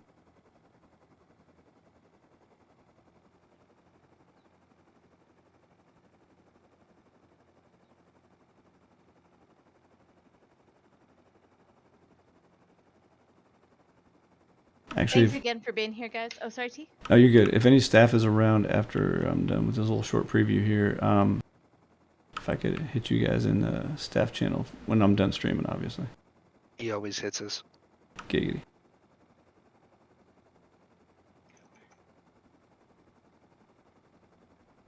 All right, I'm taking down the Outbreak. I don't see anybody here who hasn't been here already. Same with term. Utopia's done. Speaking of, T, did we ever put off the fireworks till infection? I don't know, but feel free to. Totally want to press the button. Go ahead. You have to do the initiate first to open the. Yeah. Is the one that the hand built one still there? I don't know. I'm gonna go Yeah. find out in a minute here. Feel free to launch them. Change it to night first, though. Yeah. Exciting. I didn't get to see it because I was on the map the entire time. Yeah, and you'd have to, you'd have to manually hit the remote boxes one when the finale starts, just like we did on the show.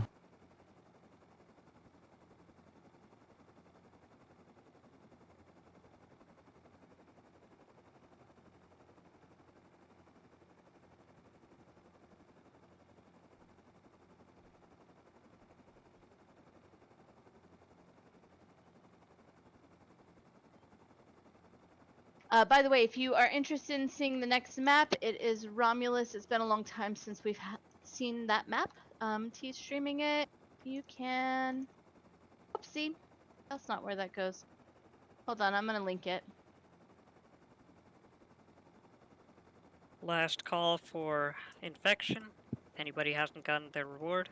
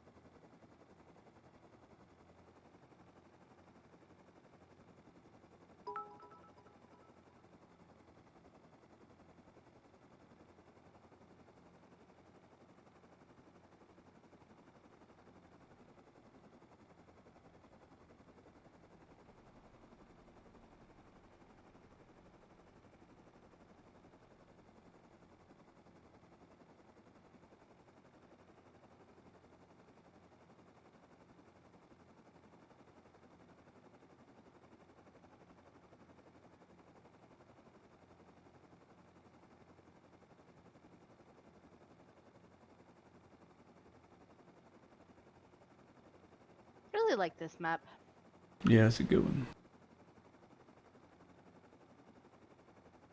It's pretty. I think this is the last map we played before I became an admin.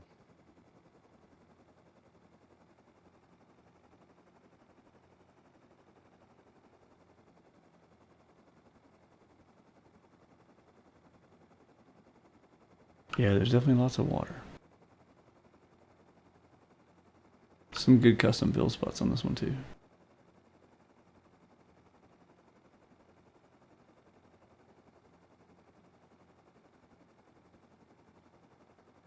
And wait till you guys see some of the stuff coming up on the second map of this month. We try not to put major new content on the first wipe because A, Face Punch always breaks a bunch of stuff anyway, and B, players are so like hell bent on researching BPs and stuff, they don't really explore that much.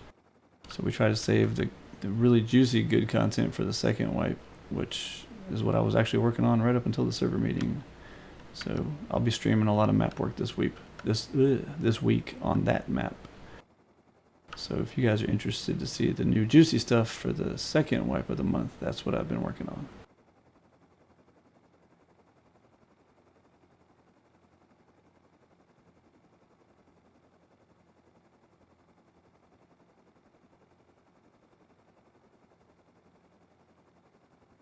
Custom water map? Yes.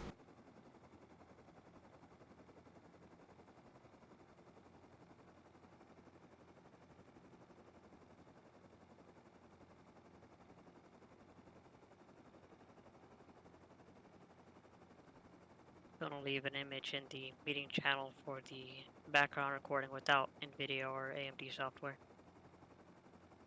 Okay. Oh, thank you.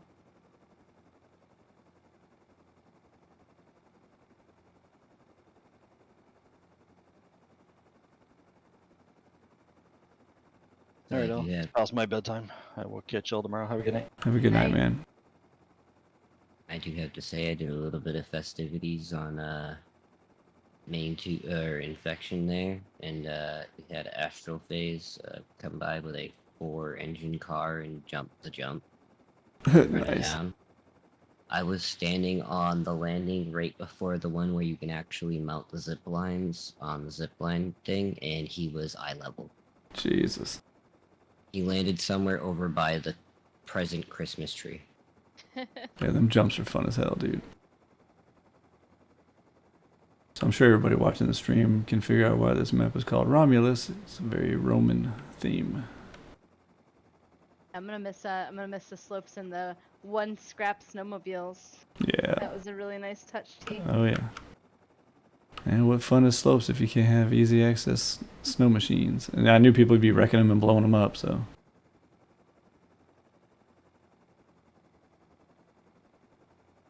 Yeah, those slopes were deadly.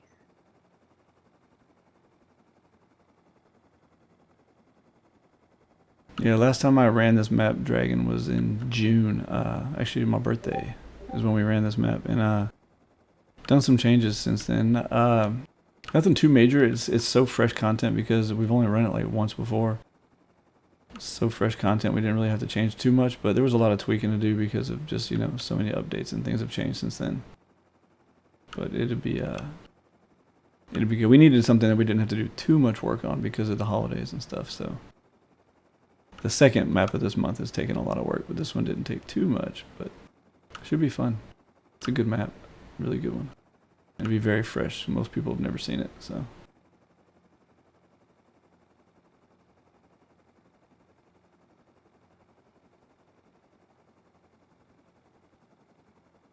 Yeah, that's how long ago this was. Yep, back when Skills first came out.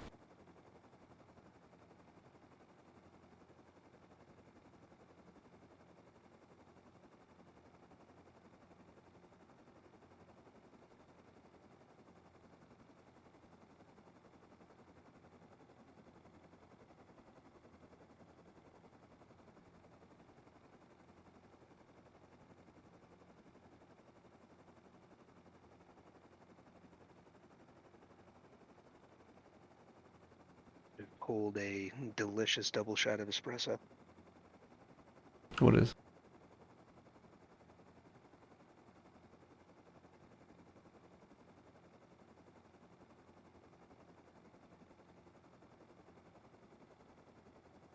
Sweet nectar of the gods. You drinking that right now? Mhm. It's a little late. Dude, I'd be up for 3 days.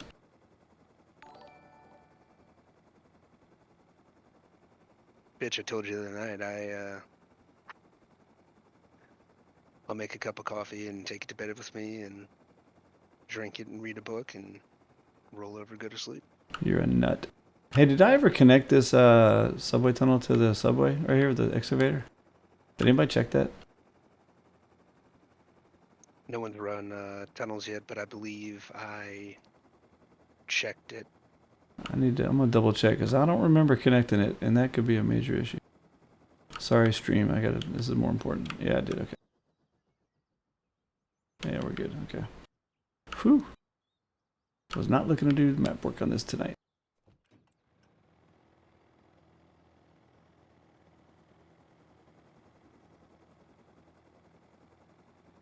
Oh, I'm sorry. I'm thinking Romulus. This is Romulus. That's what I'm talking about. Oh. Yeah, the excavator on Romulus. I couldn't remember if I connected the. This is the map that I made that round town on, the circle town right here. I'm sure some of our older players will remember that town. I love that town. Yeah, it's kind of nifty. It's not my favorite town just because now that we've combined things, it's harder to squeeze everything in there. But I thought it was really neat at the time. This town right here. It's got that little parkour course in it too. To be honest, the simpler the town, the more I like it. Yeah. Oh, look, there's a bear down there eating all his ass. Like, literally. Yeah, I like the simple towns too, because my goal, I like challenging players. I don't like doing things to players, like, just to be a dick. You know what I'm saying? Like, so confusing them and making town complicated to find things, that's not my goal. I don't get any pleasure out of that. I get pleasure out of challenges, not stupidity. So, like, Kong, I hate our town on Kong, like, so bad. And I'm sure the players do too. And just so they know, it wasn't meant to be that confusing or that weird. By the way, Aliana, look how good I got the quest building placed. Oh wow. Look at that rotation, huh? Oh. Let me tell you about the complex algorithm I used to get that rotation down. I went from 5. No, wait, we started at 8, 7, 6, 5, 4. Fuck it, let's try 12. Boom, 12 worked. I was complaining to my friend about how arbitrary it is, and I said, "You want to give me a random number and just see how it goes?" And she did, and it was perfect. And Yeah. so I decided that she's a quest building savant That's funny as hell. because only she can understand it. Yep. She said 60, and you put in 60, and it was perfect. I literally tried, like I just said, 8 all the way down to 4, and every single integration was just a completely whack rotation. And then I was like, you know what, fuck this. I'm gonna type 12, and it ended up being perfect. Can you reach out to the dev and ask for like legitimate guidance on that? He can't. That guy can Oh, really. he's Russian, dude.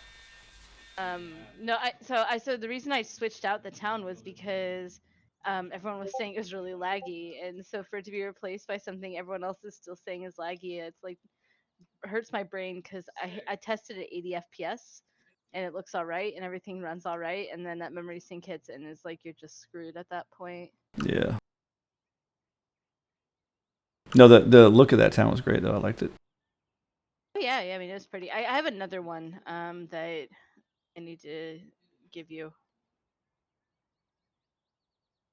Anyway, well, that's pretty much the preview I'm showing now. I don't want to show off too much stuff because I want to give all the secrets away here, but this has changed since last run right here, Zombie Island. No more cheese in it. So. Yeah, and a junkyard. I don't very often include junkyards. I'm not a very big fan of the junkyard. I watched a video recently and they were like, "Oh yeah, early game scrap junkyard's the best," and I was thinking that's kind of crazy. Like nobody likes junkyard. Yeah, I hate it. Maybe I need to consider it again. Right? Maybe. I could be wrong too, yeah. Alright, but yeah, I'm going to drop out of the stream here. Thanks for coming to the meeting, you guys. I'm sorry my stream was kind of short on the map preview here, but I will be streaming a ton this week, working on the second map for January, so feel free to stop in and watch. Thanks for coming to the meeting, and see y'all later.